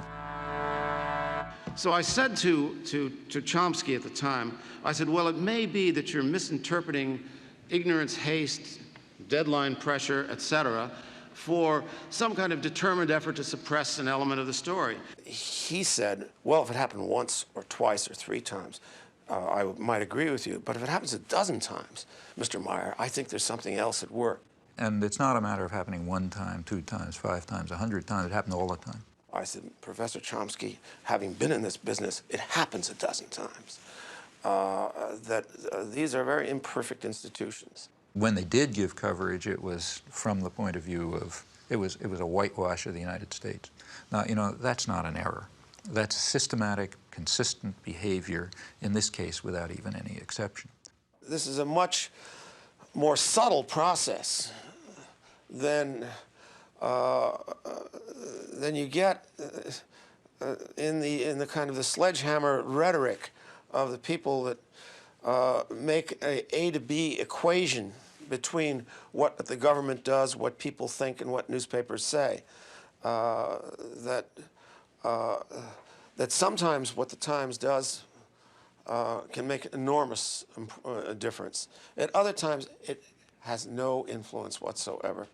So one of the greatest tragedies of our age is still happening in East Timor. The Indonesians have killed up to 1/3 of the population. They're in concentration camps. They conduct large-scale military campaigns against the people who are resisting. Campaigns with names like Operation Eradicate or Operation Clean Sweep. Timorese women are subjected to a forced birth control program. In addition, they're bringing in a constant stream of Indonesian settlers to take over the land. Whenever people are brave enough to take to the streets in demonstrations or show the least sign of resistance, they just massacre them. It's sort of like Indonesia. If we allow them to continue to stay in East Timor, the international community, they will simply digest East Timor and turn it into, trying to turn it into cash crop. I mean, this is way beyond just demonstrating the subservience of the media to power. I mean, they have real complicity in genocide in this case. The reason that the atrocities can go on is because nobody knows about them. If anyone knew about them, there'd be protests and pressure to stop them. So therefore, by suppressing the facts, the media are making a major contribution to some of probably the worst act of genocide since the Holocaust. You say that what the media do is to ignore certain kinds of atrocities that are committed by us and our friends, and to play up enormously atrocities that are committed by them and our enemies. And you posit that there's a test of integrity and moral honesty, which is to have a kind of equality of treatment of corpses. Equality of principles. I mean, that every dead person should be in principle equal to every other dead person. That's not what I say at all. Well, I'm glad that's not what you say, because in fact, that's not what you do. Of course it's not what I do, nor would I say it. That's I mean, right. In fact, I say the opposite. What I say is that we should be responsible for our own actions primarily. Because your method is not only to ignore the corpses created by them, but also to ignore corpses that are created by neither side, but which are irrelevant to your ideological agenda. Totally untrue. Well, let me give you an example. Okay. One of your own causes that you take very seriously is the cause of the Palestinians, and a Palestinian corpse weighs very heavily on your conscience, and yet a Kurdish corpse does not. That's not true at all. I've been involved in Kurdish support groups for years. That's absolutely true. That's absolutely false. I mean, just ask the Kurdish, ask the people who are involved in, I mean, you know, they come to me, I sign their petitions and so on and so forth. In fact, if you look at the things we've written, I mean, let's take a look. I mean, I'm not Amnesty International. I can't do everything. I'm a single person. But if you read, say, take a look, say, at the book that Edward Herman and I wrote on this topic. In it, we discuss 3 kinds of atrocities. What we called benign bloodbaths, which nobody cares about, constructive bloodbaths, which are the ones we like, and nefarious bloodbaths, which are the ones that the bad guys do. The principle that I think we ought to follow is not the one that you stated. You know, it's a very simple ethical point. You're responsible for the predictable consequences of your actions. You're not responsible for the predictable consequences of somebody else's actions. The most important thing for me and for you is to think about the consequences of your actions. What can you affect? These are the things to keep in mind. These are not just academic exercises. We're not analyzing the media on Mars or in the 18th century or something like that. We're dealing with real human beings who are suffering and dying and being tortured and starving because of policies that we are involved in. We, as citizens of democratic societies, are directly involved in and are responsible for. And what the media are doing is ensuring that we do not act on our responsibilities and that the interests of power are served, not the needs of the suffering people, and not even the needs of the American people, who would be horrified if they realized the blood that's dripping from their hands because of the way they're allowing themselves to be deluded and manipulated by the system.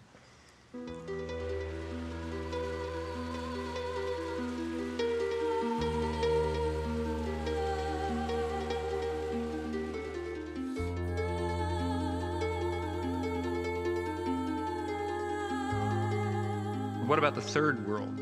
Well, despite everything, and it's pretty ugly and awful, these struggles are not over. The struggle for freedom and independence never is completely over.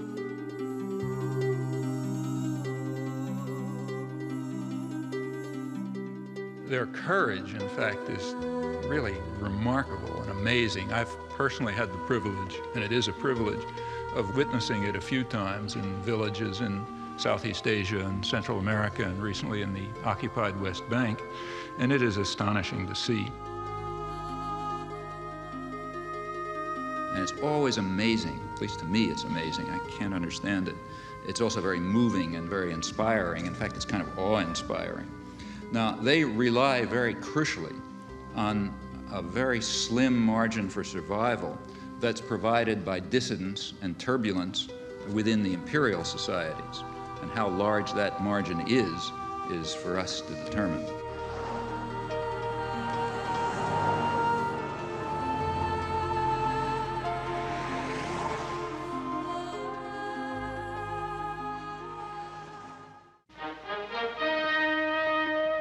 today's on-the-spot assignment, we're going to see just what's behind the making of movies.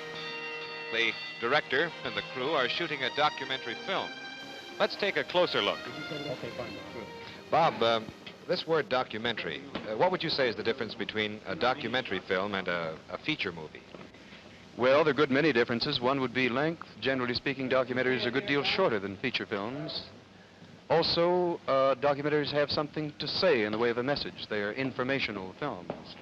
Also, another term that's used interchangeably with documentary is the word actuality films. Bob, is this the thing you hold up in front of the camera before each scene? This is a clapperboard, yes. This identifies on the visual camera the scene number and the take number, and also, as you heard, on the soundtrack. The editor back at the studio puts the two pieces of film together, matches where the lips of the clapper come together, and there you are in sync. Before the break, you were mentioning the media putting forth the information that the power elite want. I'm not sure if I understand, how does the power elite do this, and why do we stand for it? Why does it work so well? Okay, well, I think here we have to, I mean, there are really two questions here. One, is this picture of the media true? And there you have to look at the evidence. I mean, I've given one example, and that shouldn't convince anybody.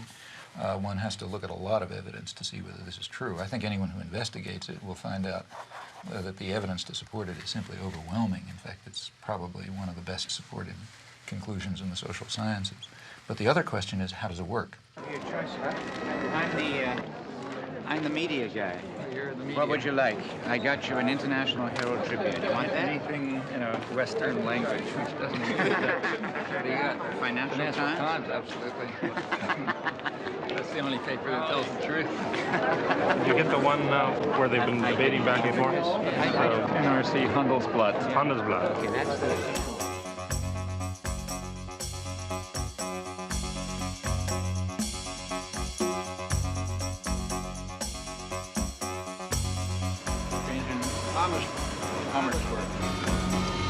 Well, this evening's program is scheduled as a debate, which puzzled me all the way through.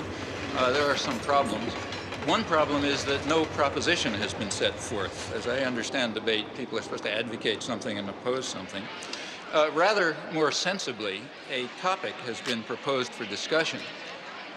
The topic is manufacture of consent. It's somewhat unusual for a member of the government to debate with a professor in public. It hasn't happened in Holland before. I don't think it's often happens elsewhere.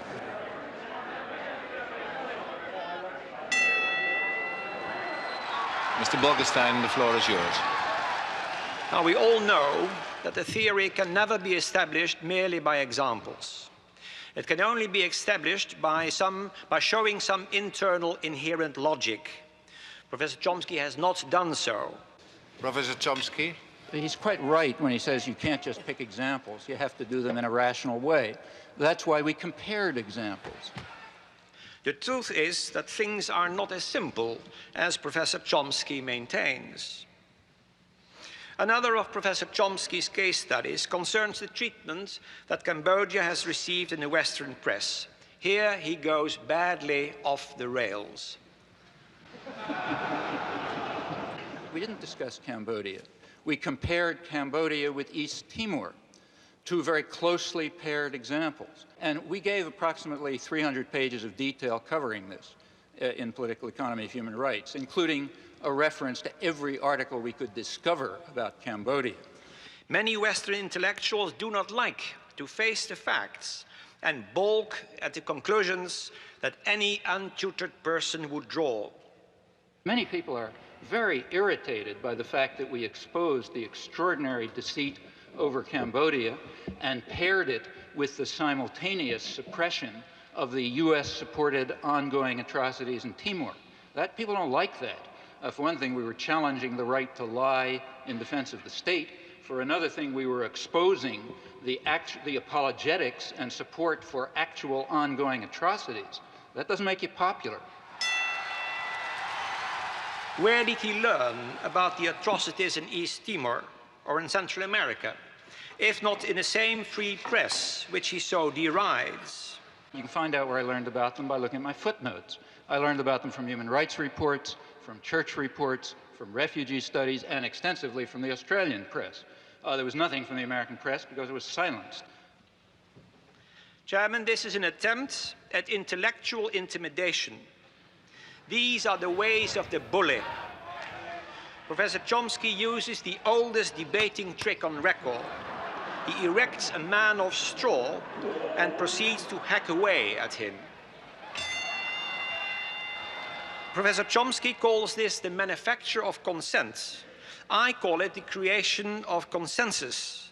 In Holland, we call it draagvlak, which means foundation. Professor Chomsky thinks it is deceitful, but it is not. In a representative democracy, it means winning people for one's point of view. But I do not think that Professor Chomsky believes in representative democracy. I think he believes in direct democracy. With Rosa Luxemburg, he longs for the creative, spontaneous, self-correcting force of mass action. That is the vision of the anarchist. It is also a boy's dream. Those who believe in democracy and freedom have a serious task ahead of them. What they should be doing, in my view, is dedicating their efforts to helping the despised common people to struggle for their rights and to realize the democratic goals that constantly surface throughout history.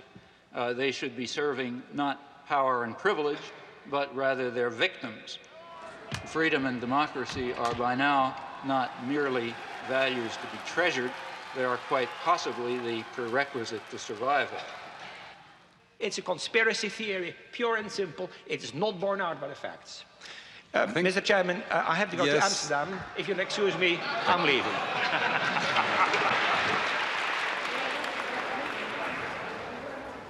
One thing is sure,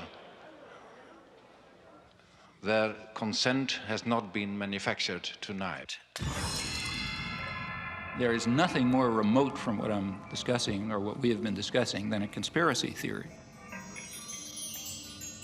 If I give an analysis of, say, the economic system, and I point out that General Motors tries to maximize profit and market share, that's not a conspiracy theory.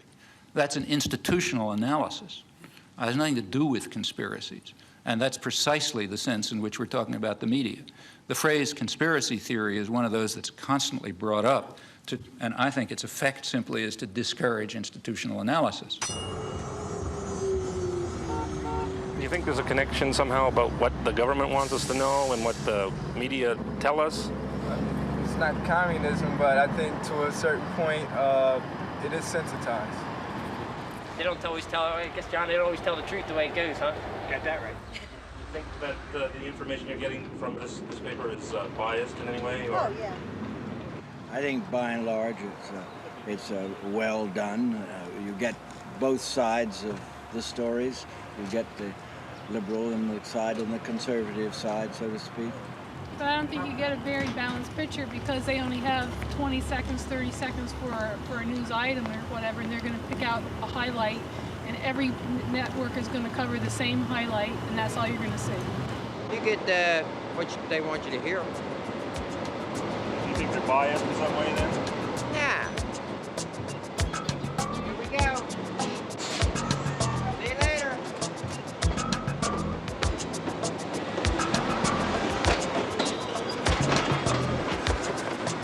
Is it possible for the lights to get a little brighter so I can see somebody out there? Yeah, for the last hour and 41 minutes, you've been whining about how the elite and how the government have been using thought control to keep radicals like yourself out of the public limelight. Now, you're here. I don't see any CIA men waiting to drag you off. You were in the paper. That's where everyone here heard you were coming from, in the paper, and I'm sure they're going to publish your comments in the paper. Now, a lot of countries, you would have been shot for what you have done today. So what are you whining about? We are allowing you to speak, and I don't see any thought control. First of all, I hadn't said one word about my being kept out of the limelight. The way it works here is quite different. Now, I don't think you heard what I was saying, but the way it works here is that there is a system of shaping control, and so on, which gives a certain perception of the world. I gave one example. I'll give you sources where you can find thousands of others. And it has nothing to do with me. It has to do with marginalizing the public and ensuring that they don't get in the way of elites who are supposed to run things without interference. In a review of the Chomsky Reader, it was written that as he's been forced to the margins, he's become strident and rigid. Do you feel this categorization of your later writings is accurate and that you've been a victim of this sort of process you've been describing? Well, the business about being forced to other people will have to judge about the stridency. I don't believe it, but anyway, that's for other people to judge. However, the matter of being forced to the margins is a matter of fact, and the fact is the opposite of what is claimed. The fact is it's much easier to gain access to even the major media now than it was 20 years ago. You've dealt in such unpopular truths and have been such a lonely figure as a consequence of that. Do you ever regret either that you took the stands you took, have written the things you have written, or that we had listened to you earlier? I don't. I mean, there are particular things which I would do differently because you think about things, you do them differently. But in general, I would say I do not regret it. I mean, do you like being controversial? No, it's a nuisance. Because this mass medium pays little attention to the views of dissenters, not just Noam Chomsky, but most dissenters do not get much of a hearing in this medium. No, in fact, that's, again, completely understandable. They wouldn't be performing their societal function if they allowed favored truths to be challenged. Now, notice that that's not true when I cross the border anywhere, so that I have easy access to the media in just about every other country in the world. There's a number of reasons for that. One reason is I'm primarily talking about the United States, and it's much less threatening. Your view there is that the militarization of the American economy essentially has come about because there are not other means of controlling the American population. In a democratic society. I mean, it may be paradoxical, but the freer the society is, the more it's necessary to resort to devices like induced fear.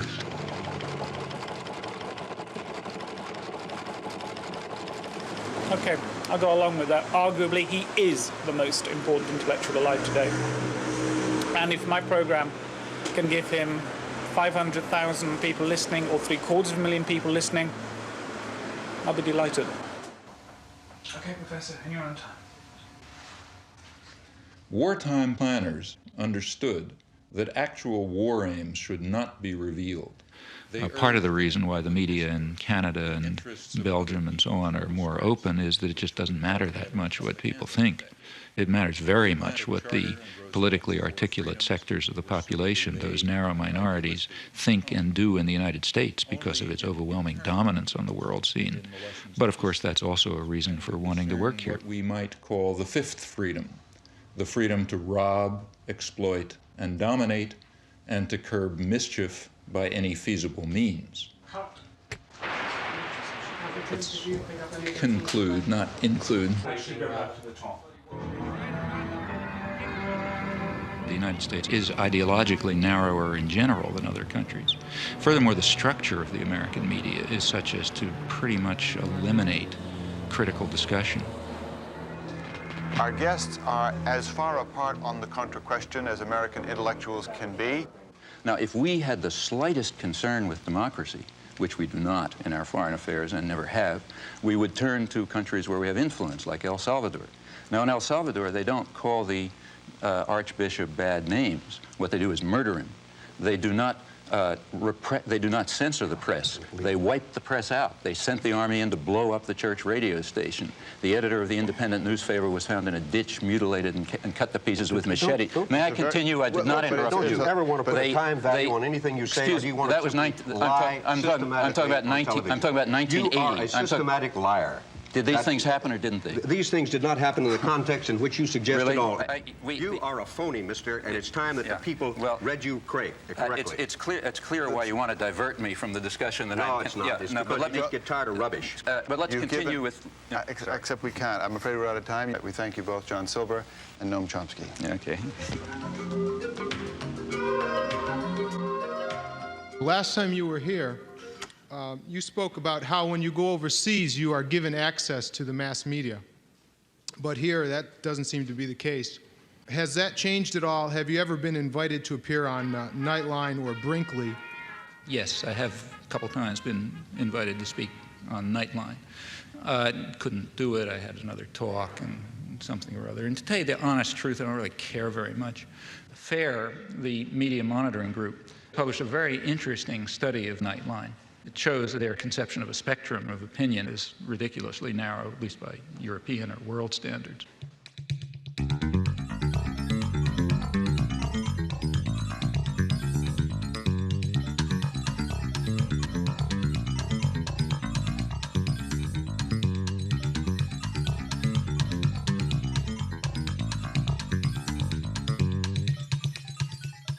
Let me tell you a personal experience. I happened to be in Madison, Wisconsin, on a listener-supported radio station, community radio station, a very good one. I was having an interview with the news director. I've been on that program dozens of times, usually by telephone. And he's very good. He gets to all sorts of people. And he started the interview by playing for me a tape of an interview that he had just had and had broadcast with the guy who's some mucky-muck in Nightline. I think his name is Jeff Greenfield or some such name. Does that name mean anything?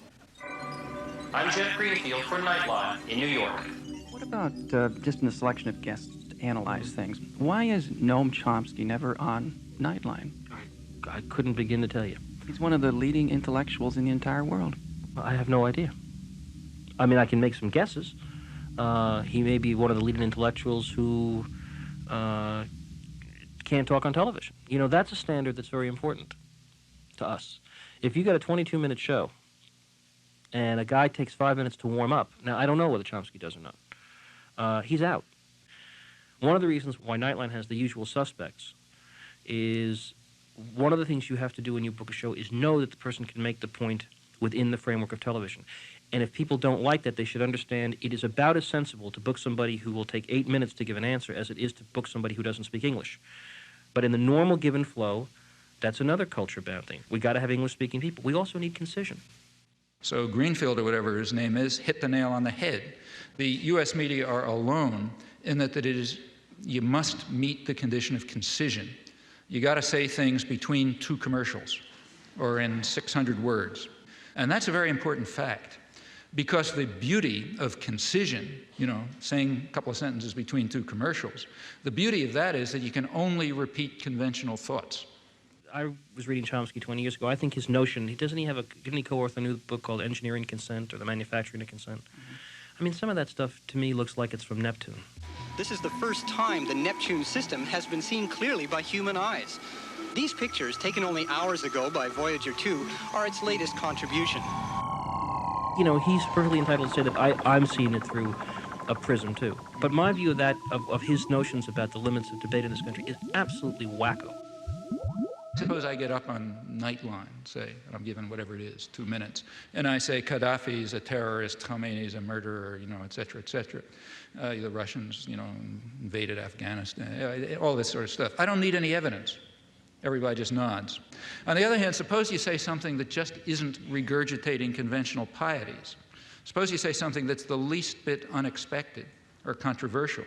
Suppose you say, I mean, the biggest international terror operations that are known are the ones that are run out of Washington. Or suppose you say, what happened in the 1980s is the U.S. government was driven underground. Suppose I say the United States is invading South Vietnam, as it was. The best political leaders are the ones who are lazy and corrupt. If the Nuremberg laws were applied, then every post-war American president would have been hanged. The Bible is probably the most genocidal book in our total canon. Education is a system of imposed ignorance. There's no more morality in world affairs fundamentally than there was in the time of Genghis Khan. They're just different, you know, they're just different factors to be concerned with. Now, Chomsky, thank you. Well, you know, people will quite reasonably expect to know what you mean. Why did you say that? I never heard that before. If you said that, you better have a reason, you know, you better have some evidence. In fact, you better have a lot of evidence, because that's a pretty startling comment. You can't give evidence if you're stuck with concision. You know, that's the genius of this structural constraint. And in my view, if people like, say, Nightline and McNeil Lehrer and so on were smarter, if they were better propagandists, they would let dissidents on, let them on more, in fact. The reason is that they would sound like they're from Neptune. Then comes our special conversation on the Middle East crisis. Tonight's is with the activist, writer, and professor Noam Chomsky. Again, there has been an offer on the table, which we rejected, an Iraqi offer last April, to eliminate their chemical and other unconventional arsenals if Israel were to simultaneously do the same. We rejected it, but I think that should be pursued as well. Sorry to interrupt you. I have to end it there. That's the end of our time. Professor Chomsky, thank you very much for joining us. AT&T has supported the McNeil-Lehrer NewsHour since 1983 because quality information and quality communications is our idea of a good connection. AT&T, the right choice. Oh, okay. If you just could you just sit there for half a second? It's just for two shot. That's all, and then we can do everything else with it. Okay. Yeah. What about the mic? Is that a problem or not? I think there's some stuff hanging around here. Right. The idea of this one is it's just a shot where I'm seen talking to you and you're seen listening to me. I'll ask you though if you don't speak to me or move your lips so that I can be seen to be asking you a question. The reason for the shot is simply this. I'm used to it. Okay. Just don't talk to me and I'll keep going. That's the thing. The reason for the shot, I'll explain it through because I usually find that's the easiest way to do it. The reason for this shot is I need a shot where you're sitting and seen, listening to me while I'm asking you a question. We can use the shot to introduce you, explain who you are, where you fit into the piece I'm doing. But if you don't speak to me, I can also use... Got it? Okay. Thanks for your time. Righto. If there is a narrower range of opinion in the United States, and it is harder to express a variety of different opinions, why do you live in the U.S.? I think well, first of all, it's my country, and secondly, it's in many ways, as I said before, it's the freest country in the world. I mean, I think there's more possibilities for change here than in any other country I know. But again, comparatively speaking, it's the country where the state is probably most restricted. But isn't that what you should be looking at comparatively rather than in absolute terms? But you don't create that impression. On the contrary, well, maybe I don't give the impression. I certainly say it often enough. What I've said over and over again, and I've been saying it all tonight, I've written it a million times, is that the United States is a very free society. It's also a very rich society. Of course, the United States is a scandal from the point of view of its wealth. I mean, given the natural advantages that the United States has in terms of resources and lack of enemies and so on, the United States should have a level of health and welfare and so on that's, you know, an order of magnitude beyond anybody else in the world. We don't. The United States is last among 20 industrialized societies in infant mortality. That's a scandal of American capitalism. And it ends up being a very free society, which does a lot of rotten things in the world. Okay? There's no contradiction there. I mean, you know, Greece was a free society by the standards of Athens. You know, it's also a vicious society from the point of view of its imperial behavior. There's virtually no correlation between the, maybe none, between the internal freedom of a society and its external behavior. You start your line of discussion at a moment that is historically useful for you. That's why I say you pick the beginning. Of the post-war world is that the communist imperialists, by the use of terrorism, by deprivation of freedom, have contributed to the continuing bloodshed. And the sad thing about it is not only the bloodshed, but the fact that they seem to dispossess you of the power of rational observation. May I say something? Sure. Yeah. I think that's about 5% true, and about, or maybe 10% true. It certainly is true. Why do you give that? May I complete a sentence? Sure. I mean, it's perfectly true that there were areas of the world, in particular Eastern Europe, where Stalinist imperialism very brutally took control and still maintains control. But there are also very vast areas of the world where we were doing the same thing. And there's quite an interplay in the Cold War. You see, what you just described is I believe, a mythology about the Cold War, which might have been tenable 10 years ago, but which is quite inconsistent with contemporary scholarship. Ask a Czech.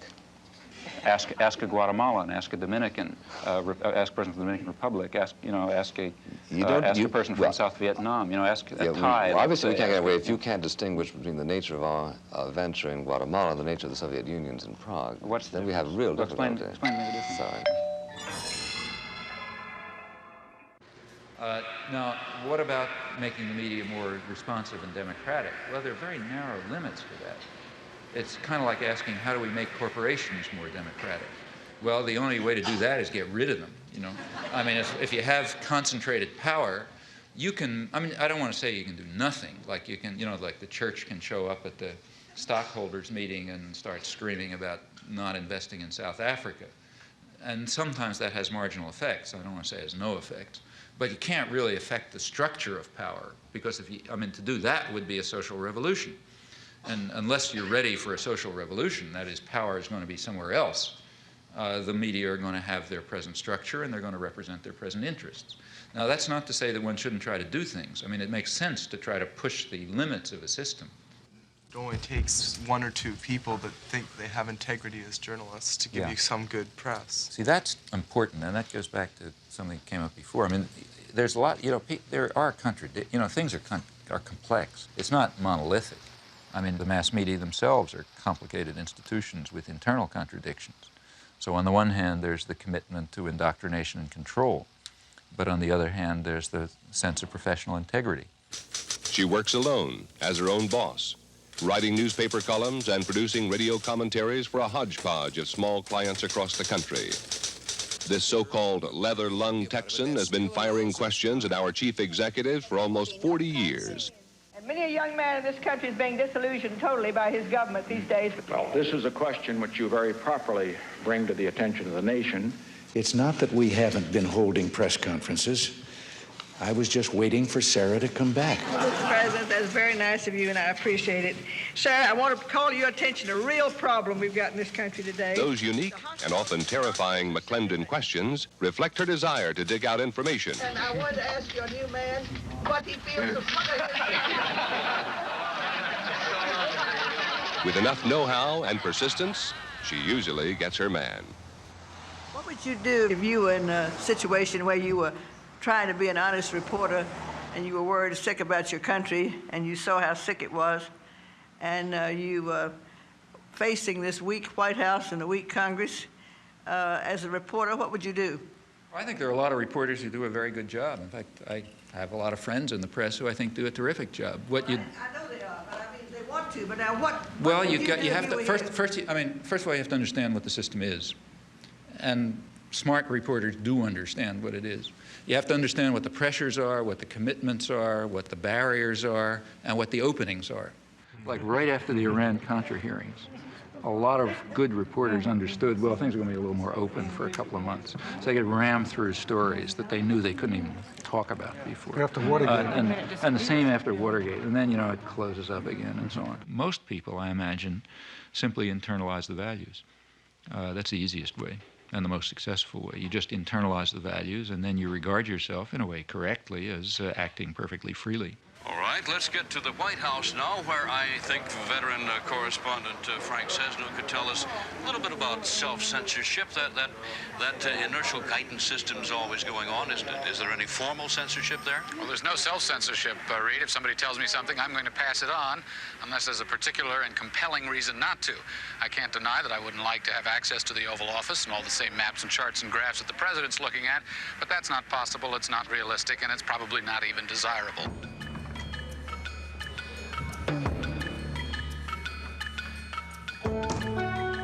Hello, how are you? Fine. Go sit down there, please. Welcome to Holland. I'll introduce you first in a few lines. Professor Chomsky, Noam Chomsky, is nu 60 en is ongeveer de meest controversiële intellectueel van Amerika. Dat is ook alweer een platitude, maar zo wordt hij nu eenmaal altijd genoemd. Chomsky has been called the Einstein of modern linguistics. The New York Times has said he's arguably the most important intellectual alive today. But his presence here has sparked a protest.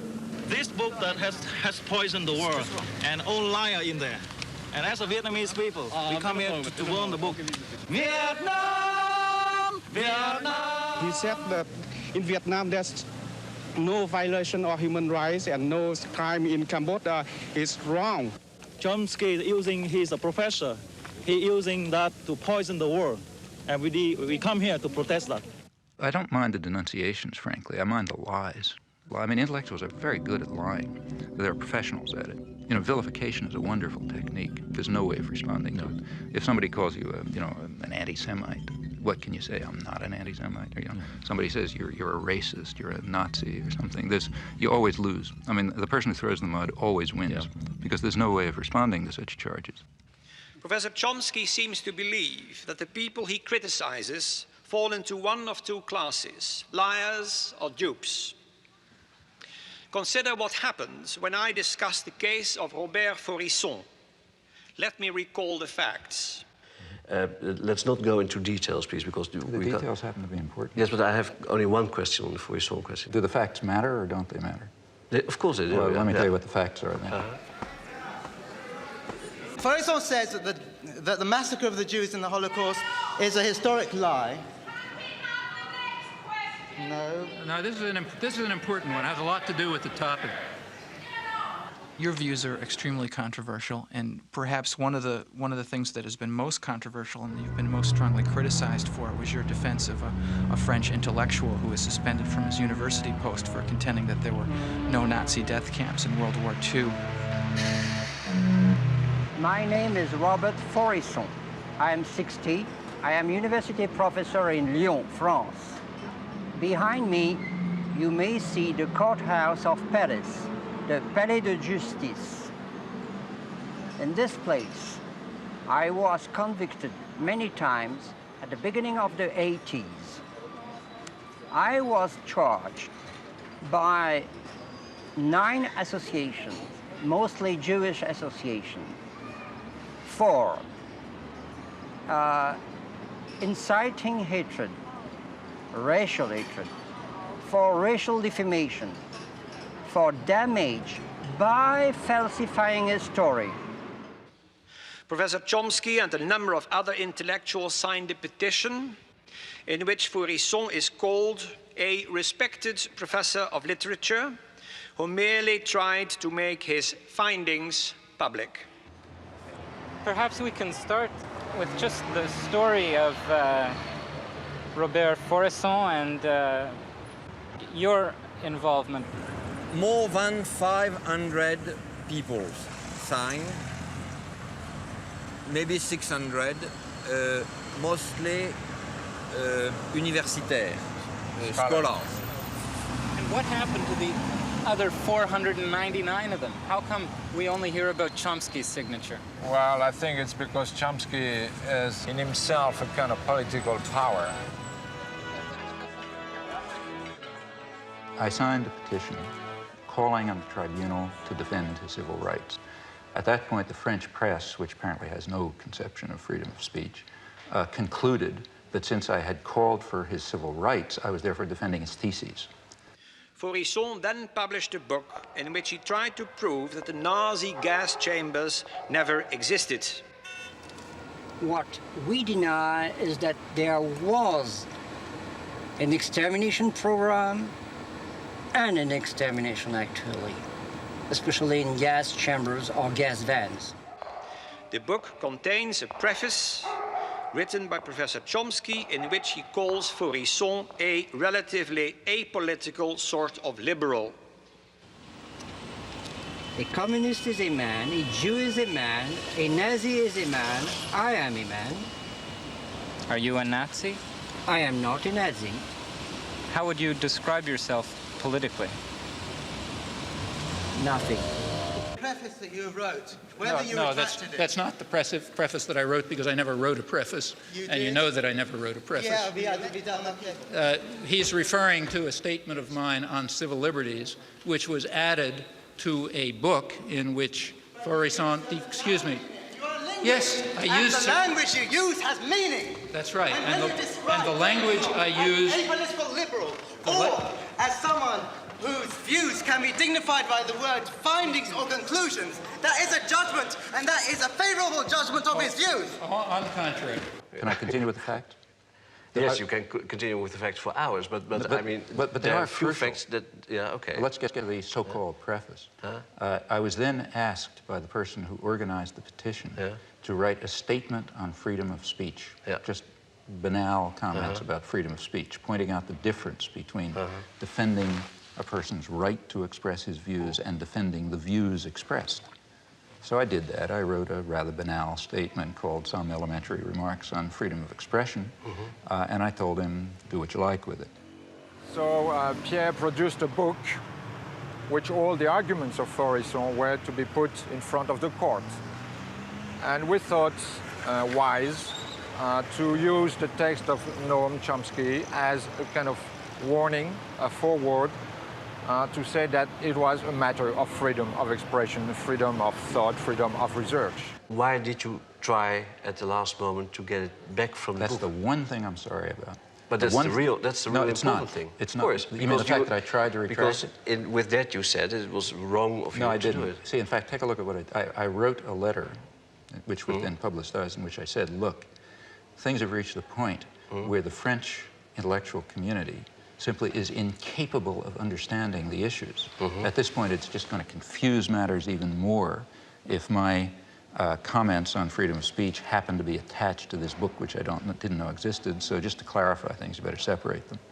Now, in retrospect, I think I probably shouldn't have done that. I should have just said, fine, then let it appear, because it ought to appear. But that's, apart from that, I regard this as not only trivial, but as compared with other positions I've taken on freedom of speech, invisible. I do not think that the state ought to have the right to determine historical truth and to punish people who deviate from it. I'm not willing to give the state that right, even if they happen to But are you denying that the gas chambers ever existed? But I'm saying if you believe in freedom of speech, you believe in freedom of speech for views you don't like. I mean, Goebbels was in favor of freedom of speech for views he liked, right? So was Stalin. If you're in favor of freedom of speech, that means you're in favor of freedom of speech precisely for views you despise. Otherwise, you're not in favor of freedom of speech. There's two positions you can have on freedom of speech. Now, you can decide which position you want. With regard to my defense of the utterly offensive, the people who express utterly offensive views, I haven't the slightest doubt that every commissar says, you're defending that person's views. No, I'm not. I'm defending his right to express them. The difference is crucial, and the difference has been understood outside of fascist circles since the 18th century. Is there anything like objectivity, or scientific objectivity, reality? As a scientist, look, where I'm do not you saying I stand on defend the this views. Look, if somebody publishes a scientific article, which I disagree with, I do not say the state ought to put him in jail, right? All right, but you don't have to support him right away and say, you know, I support him just for the sake of everybody saying that, you know, whatever he wants to say. Suppose this guy is taken to court and charged with falsification. Then I'm going to defend him, even if I disagree. But he wasn't taken to court. Oh, you're wrong. But when did you write the support? I mean, when he was brought to court. And in fact, the only support that I gave him is to say he has a right of freedom of speech, period. There is no doubt in my mind that the example that I gave about this story with the Holocaust that did not exist is very, very typical. How much I'll give you another example about how much of the American press believes that Faurisson has anything to say, or any press? How much of the press in France? Since I followed... What percentage would you say? I'll tell you. Is it higher than zero? Is it higher than zero? I'll tell you. Have you ever seen anything in any newspaper or any journal saying that this man is anything other than a lunatic? I'll try to answer. I'll try to answer. I think that I just followed the case. That's a simple question. I followed the case 5 or 6 years ago, and I happened to see that Noam Chomsky was in for strong criticism, even from some of his supporters, for doing something which could be interpreted only in terms of a campaign against Israel. Going back years, I am absolutely certain that I've taken far more extreme positions on people who deny the Holocaust than you have. For example, you go back to my earliest articles and you'll find that I say that even to enter into the arena of debate on the question of whether the Nazis carried out such atrocities is already to lose one's humanity. So I don't even think you ought to discuss the issue if you want to know my opinion. But if anybody wants to refute Faurisson, there's certainly no difficulty in doing so.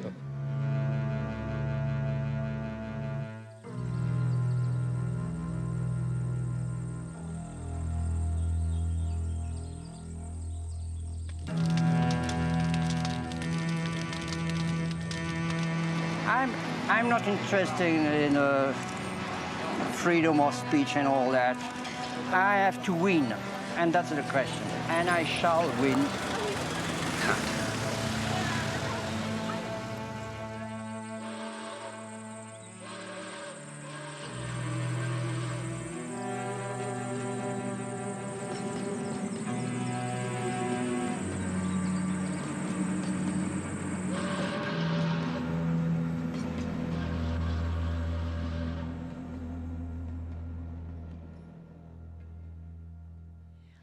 I'm just an ordinary mom who just thinks in terms of, I don't want to someday be holding my grandchildren and watching something horrible happen and feel like I didn't do anything.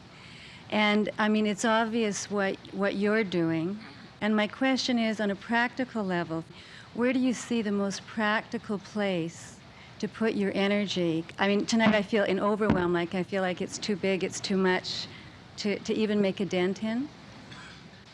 The way things change is because lots of people are working all the time. And, you know, they're working in their communities, in their workplace, or wherever they happen to be, and they're building up the basis for popular movements which are going to make changes. That's the way everything has ever happened in history, you know, whether it was the end of slavery or whether it was the democratic revolutions or anything you want, you name it, that's the way it worked. You get a very false picture of this from the history books. In the history books, there's a couple of leaders, you know, George Washington or Martin Luther King or whatever. And I don't want to say that those people are unimportant, like Martin Luther King was certainly important, but he was not the civil rights movement. Martin Luther King can appear in the history books because lots of people whose names you will never know and whose names are all forgotten and who may have been killed and so on were working down in the South. When you have active activists and people concerned and people devoting themselves and dedicating themselves to social change or issues or whatever, then people like me can appear, and we can appear to be prominent, but that's only because somebody else is doing the work. My work, whether it's giving hundreds of talks a year or spending 20 hours a week writing letters or writing books, is not directed to intellectuals and politicians. It's directed to what are called ordinary people.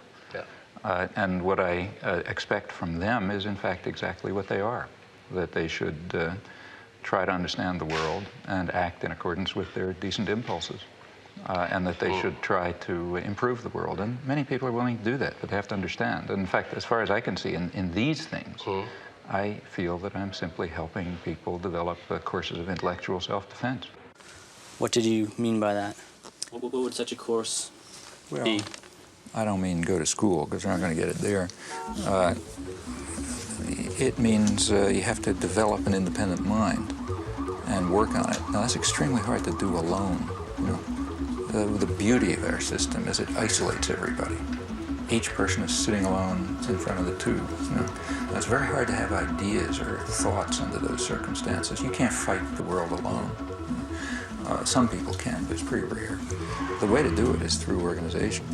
So courses of intellectual self-defense will have to be in the context of political and other organization. And it makes sense, I think, to look at what the institutions are trying to do and to take that almost as a key. What they're trying to do is what we're trying to combat. If they're trying to keep people isolated and separate and and so on, well, we're trying to do the opposite. We're trying to bring them together. So in your local community, you want to have sources of alternative action.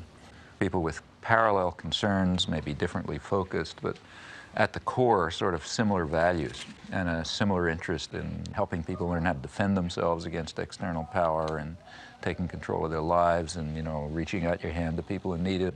That's a common array of concerns. You can learn about your own values and you can figure out how to defend yourself and so on in conjunction with others. Are there one or two publications that I, as an average person, a biologist, can read to bypass this filter of our press? Now, if you ask what media can I turn to get the right answers, first of all, I wouldn't tell you that because I don't think there's an answer. The right answers are what you decide are the right answers. Maybe everything I'm telling you is wrong. Okay, could perfectly well be, I'm not God, but that's something for you to figure out. I mean, I could tell you what I think happens to be more or less right, but there isn't any reason why you should pay any attention to it.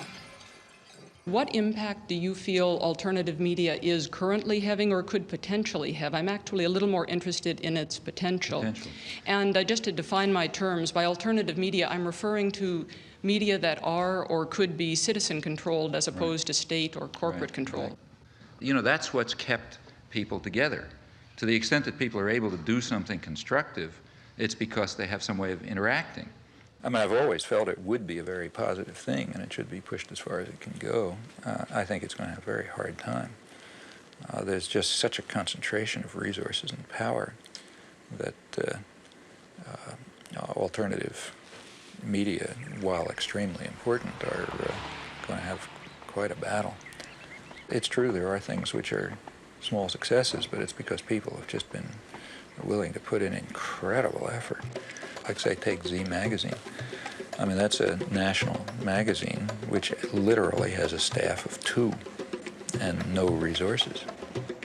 Tell us a little about Z Magazine, what it is and what makes it different. Go ahead. Go ahead. Thank you. We just wanted to do a magazine that would address all the sides of political life: economics, race, gender, authority, political relations. And we wanted to do it in a way that would incorporate an attention to how to not only understand what's going on, but how to make things better, what to aim toward, and to provide at the same time humor, culture, a kind of a magazine that people could relate to and could get a lot out of and could participate in. And what we wanted to do, which we didn't think was provided by the existing magazines, was to give it a real activist slant so that it could be very useful to the variety of movements in the country. And we just felt there wasn't a magazine that reflected that inspired people and that gave people sort of a strategy and perhaps even a vision of how things could be better.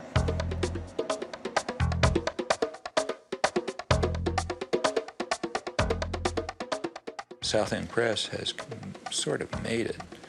That is, they're surviving. It's a small collective, again, with no resources, and they put out a lot of books, including quite a lot of good books. But for a South End book to get reviewed is almost impossible. Editorially and business-wise, we make decisions based on politics that no corporate publisher can really advocate because of their ties to corporate America. We can solicit manuscripts based on what we feel is the relevance for the movement, and we can make our business decisions based on whether we feel people can afford our books, whether we feel that a book might not make that much money, but it needs to be out there, and maybe there's 1,000 people who would buy it. And those are criteria that we feel are very precious in this day of corporate mergers. Well, and likewise, our structure about sharing work and continuing our training process as long as we're at the press. There are losses there in terms of productivity, but in terms of empowerment, all of us are then able to say, my perspective is different from yours, then all of our intelligence gets used in making those decisions, and not just whoever happens to have done it the longest, whoever happens to have graduated from the best schools in order to be the best editor, making all the decisions and only using his or her intelligence. Listener-supported radio in the United States has undergone a remarkable growth in the last decade. It's perhaps the fastest growing alternative media. There are many reasons for this. First and foremost is that it's enormously economical, and it reaches communities that have not been served by community radio before. And in Boulder particular, we see with someone like Noam Chomsky, who's been there, I believe, 3 times in the last 6 years, he has a tremendous audience, and KGNU is partly responsible for that because we play his tapes on a regular basis, we play his lectures and his interviews. So when he does come to Boulder and people hear what he has to say, they're able to tune in. It's not something exotic or esoteric that he's talking about. It's material that they're very familiar with, and he's noted this, incidentally. I mean, if there's a listener-supported radio station, that means that people can get daily, every day, a different way of looking at the world, not just what the corporate media want you to see, but a different picture, a different understanding. Not only can you hear it, but you can participate in it. You can add your own thoughts, you know, and you can learn something, and so on.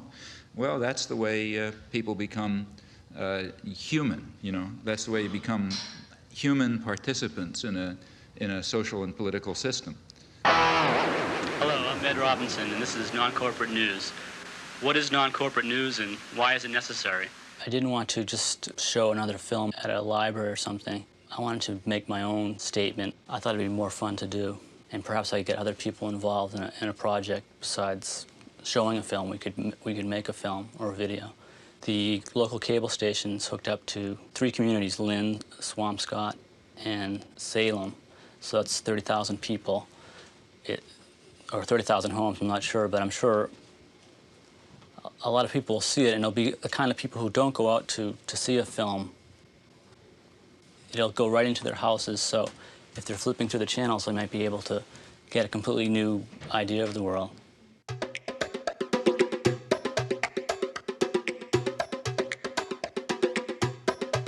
So there's kind of networks of cooperation developed, which, I mean, like here, for example, is a collection of stuff from a friend of mine in Los Angeles who does careful monitoring of the whole press in Los Angeles and a lot of the British press, which he reads, and does selection, so I don't have to read the, you know, the movie reviews and the local gossip and all this kind of stuff, but I get the occasional nugget that sneaks through and that you find if you're carefully and intelligently and critically reviewing a wide range of press. Well, there are a fair number of people who do this, and we exchange information. We wrote this, a 2-volume work, in which we saw one another for a couple weeks when we were getting started, but then we wrote 2 volumes, essentially, without seeing one another, just by phone, by mail, and exchanging manuscripts. But this takes a lot of communication by mail. My Chomsky file is a couple of feet thick. The end result is that you do have access to resources in a way which I doubt that any national intelligence agency can duplicate, let alone scholarship. So there are ways of compensating for the absence of resources. People can do things. Like, for example, I found out about the arms flow to Iran by reading transcripts of the BBC. And by reading an interview somewhere with an Israeli ambassador in one city and reading something else in the Israeli press. Now, okay, the information is there, but it's there to a fanatic, you know, somebody who wants to spend a substantial part of their time and energy exploring it and comparing today's lies with yesterday's leaks and so on. That's a research job.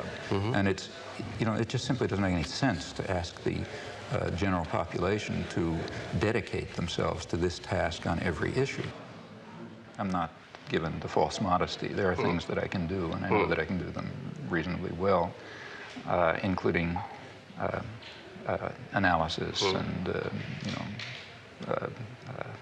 study, research. I mean, I know how to do that sort of thing, and I think I have a reasonable understanding of the way the world works as much as anyone can. And that turns out to be a very useful resource for people who are doing active organizing, trying to engage themselves in a way which will make it a little bit of a better world. And if you can help in those things or participate in them, well, that's, you know, that's rewarding. I wonder if you can envision a time when people like myself, again, the naive people of this world, can again take pride in the United States. And is that even a healthy wish now? Because it may be this hunger for pride in our country that makes us more easily manipulated by the powers that you talk about. I think you first of all have to ask what you mean by your country. Now, if you mean by the country, the government, I don't think you can be proud of it, and I don't think you could ever be proud of it. Or could you be proud of any government? It's not our government, you know. And you shouldn't be. States are violent institutions. The government of any country, including ours, represents some sort of domestic power structure, and it's usually violent. States are violent to the extent that they're powerful. That's roughly accurate. You look at American history, it's nothing to write home about. You know, why are we here? We're here because, say, some 10 million Native Americans were wiped out. That's not very pretty. Until the 1960s, it was still cowboys and Indians. In the 1970s, for the first time, really, it became possible even for scholarship to try to deal with the facts as they were. For example, to deal with the fact that the Native American population was far higher than had been claimed, millions higher, maybe as many as 10 million higher than had been claimed, and that they had an advanced civilization, and that there was something akin to genocide that took place. Now, we went through 200 years of our history without facing that fact. One of the effects of the 1960s is it's possible to at least begin to come to think about the facts. Well, that's an advance. Do you think that this activism 20 years ago has made a difference in how our society operates now? It has not changed the institutions and the way they function. But it has led to very significant cultural changes. Remember, these movements of the 60s expanded in the 70s and expanded further in the 80s, and they reached into other parts of the society and different issues. A lot of things that seemed outrageous in the 60s are taken for granted today. So, for example, take the feminist movement, for example, which barely began to exist in the 60s. Now it's part of general consciousness and awareness. The ecological movements began in the 70s. The third world solidarity movements were very limited in the 60s. It was really Vietnam. And in the 60s also it was a student movement, as you say. Now it's not. Now it's mainstream America. If there is more dissidence now than you can remember, why do you go on to write that the people feel isolated? Because I think much of the general population recognizes that the organized institutions do not reflect their concerns and interests and needs. They do not feel that they participate meaningfully in the political system. They do not feel that the media are telling them the truth or even reflect their concerns.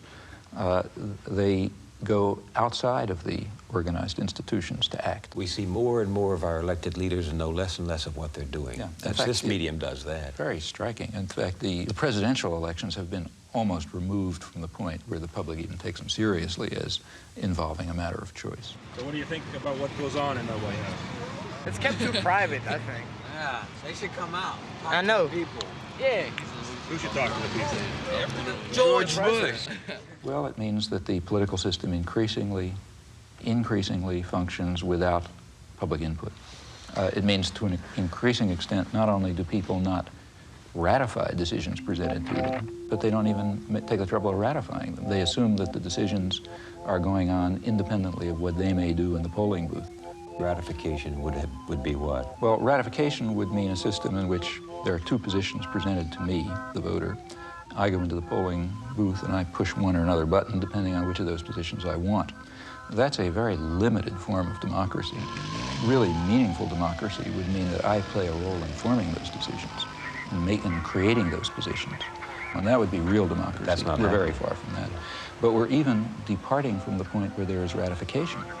When you have stage-managed elections with the public relations industry determining what words come out of people's mouth, candidates decide what to say on the basis of tests that determine what the effect will be across the population.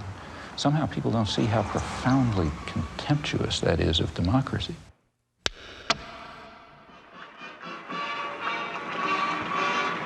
The solemn moment is near, but first, the swearing in of Van Quayle.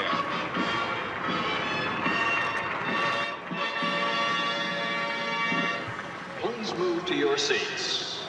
For the first time in this century, for the first time in perhaps all history, man does not have to invent a system by which to live. We don't have to talk late into the night about which form of government is better. We don't have to wrest justice from the kings. We only have to summon it from within ourselves. This is a time when the future seems a door you can walk right through into a room called tomorrow. Great nations of the world are moving toward democracy through the door to freedom. The people of the world agitate for free expression and free thought through the door to the moral and intellectual satisfactions that only liberty allows. We know how to secure a more just and prosperous life for man on earth through free markets, free speech, free elections, and the exercise of free will unhampered by the state.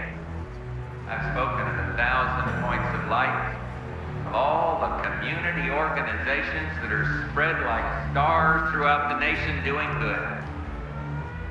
To the world, too, we offer new engagement and a renewed vow. We will stay strong to protect the peace. The offered hand is a reluctant fist. America is never wholly herself unless she is engaged in high moral principle. We as a people have such a purpose today.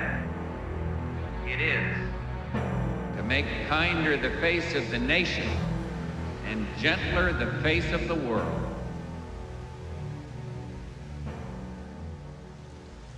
Referring back to your earlier comment about escaping from or doing away with capitalism, I was wondering what scheme, workable scheme, you would put in its place. Me? Or well, what I would, yeah. What well, would you know, you suggest to others who might be in a position to set it up and get it going? Well, I mean, I think that what used to be called centuries ago wage slavery is intolerable. I mean, I don't think people ought to be forced to rent themselves in order to survive. I think that the economic institutions ought to be run democratically by their participants, by the communities in which they exist, and so on. And I think basically through various kinds of free association. Historically, have there been any sustained examples on any substantial scale of societies which approximated to the anarchist ideal? There are small societies, small in number, that have, I think, done so quite well, and there are a few examples of large-scale libertarian revolutions which were largely anarchist in their structure. As to the first, small societies extending over a long period, I myself think the most dramatic example is perhaps the Israeli kibbutzim, which for a long period, may or may not be true today, really were constructed on anarchist principles, that is, of direct worker control, integration of agriculture, industry, service, personal life on an egalitarian basis with direct and, in fact, quite active participation in self-management, and were, I should think, extraordinarily successful. A good example of a really large-scale anarchist revolution, or largely anarchist revolution, in fact, the best example, to my knowledge, is the Spanish Revolution in 1936. And in fact, you can't tell what would have happened. That anarchist revolution was simply destroyed by force, but during the period in which it was alive, I think it was inspiring testimony to the ability of poor working people to organize, manage their affairs extremely successfully without coercion and control. How far does the success of libertarian socialism or anarchism as a way of life really depend on a fundamental change in the nature of man, both in his motivation, his altruism, and also in his knowledge and sophistication? I think it not only depends on it, but in fact, the whole purpose of libertarian socialism is that it will contribute to it. It will contribute to a spiritual transformation, precisely that kind of great transformation in the way humans conceive of themselves and their ability to act, to decide, to create, to produce, to inquire, precisely that spiritual transformation that social thinkers from the left Marxist tradition, from Luxemburg, say, on over through anarcho-syndicalists have always emphasized. So on the one hand, it requires that spiritual transformation. On the other hand, its purpose is to create institutions which will contribute to that transformation.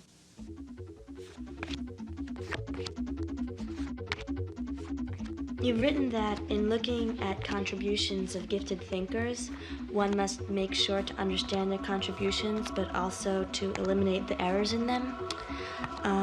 And of your ideas, what would you guess would be discarded and what would be assimilated by future thinkers? Well, I mean, I would assume virtually everything would be discarded.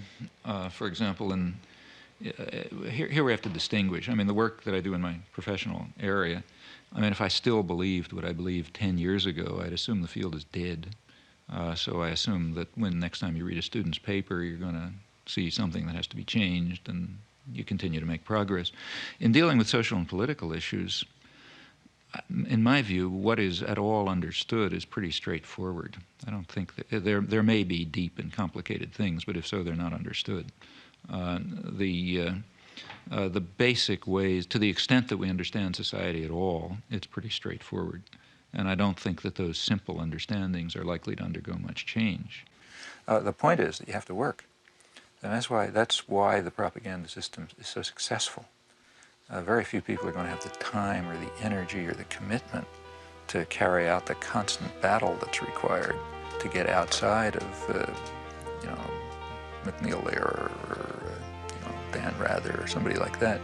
The easy thing to do, you come home from work, you're tired, you've had a busy day, you're not going to spend the evening carrying out a research project. So you turn on the tube, you say, it's probably right. or you look at the headlines in the paper and then you watch the sports or something.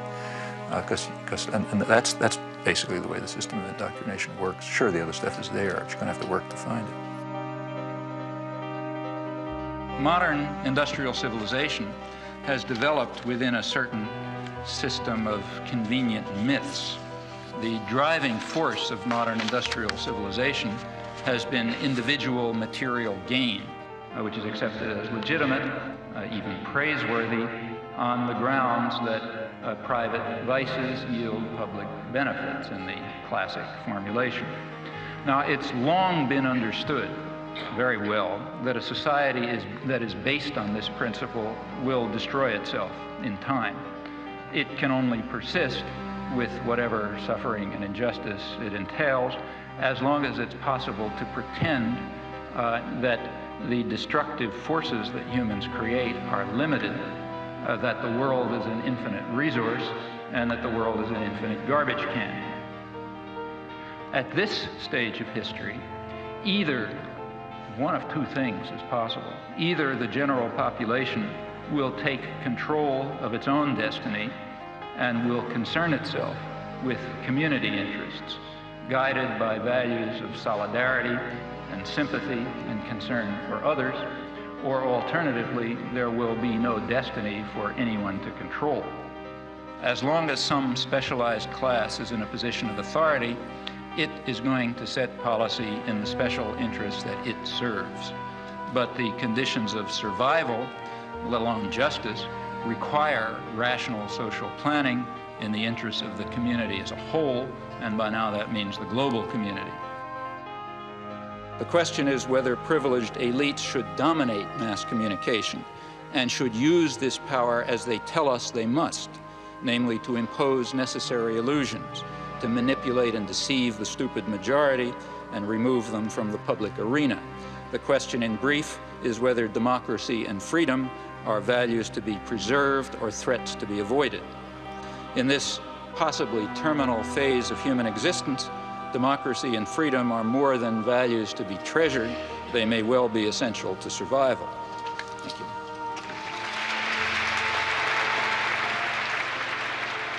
He's up there thinking for himself, and he's deciphering this tremendously overweighted body of information, which he puts into an order and gives you the feeling that you can do the same thing, that the whole thing is decipherable. And he also gives you the sense that there is a source, there's a center to a dissenting population, although we feel that there's no center. And I think that is what reactivated in me a desire to get reacquainted with the political scene after 30 years of alienation from it. You do hundreds of interviews and lectures, and you're dealing with massacres in East Timor and invasions of Panama, etc. Pretty horrific stuff, death squads. What keeps you going? I mean, don't you get burned out on this material? Well, you know, it's mainly a matter of whether you can look yourself in the mirror, I think. Oh, gotta go. Get these people in town. Okay. Maybe you can say all aboard for us. Okay. All aboard. Bye-bye. Bye-bye.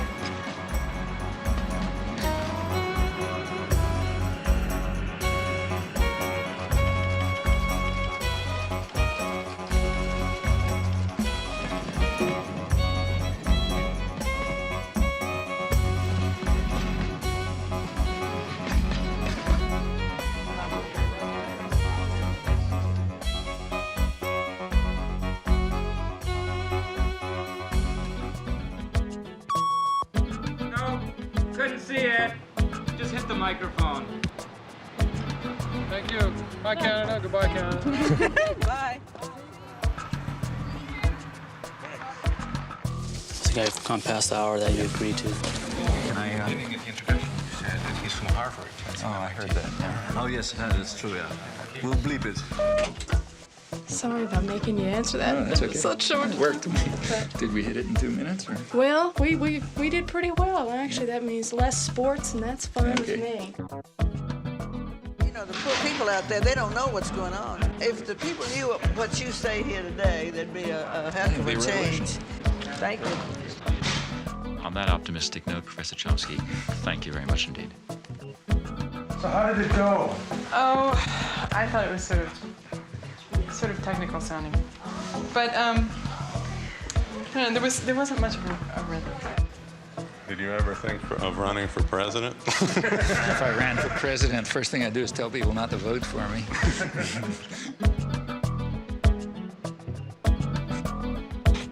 This guy's got to go home. He really does. Yeah. And people still believe that the Celtics Boston are the world champions. Couldn't you let him go? Thanks.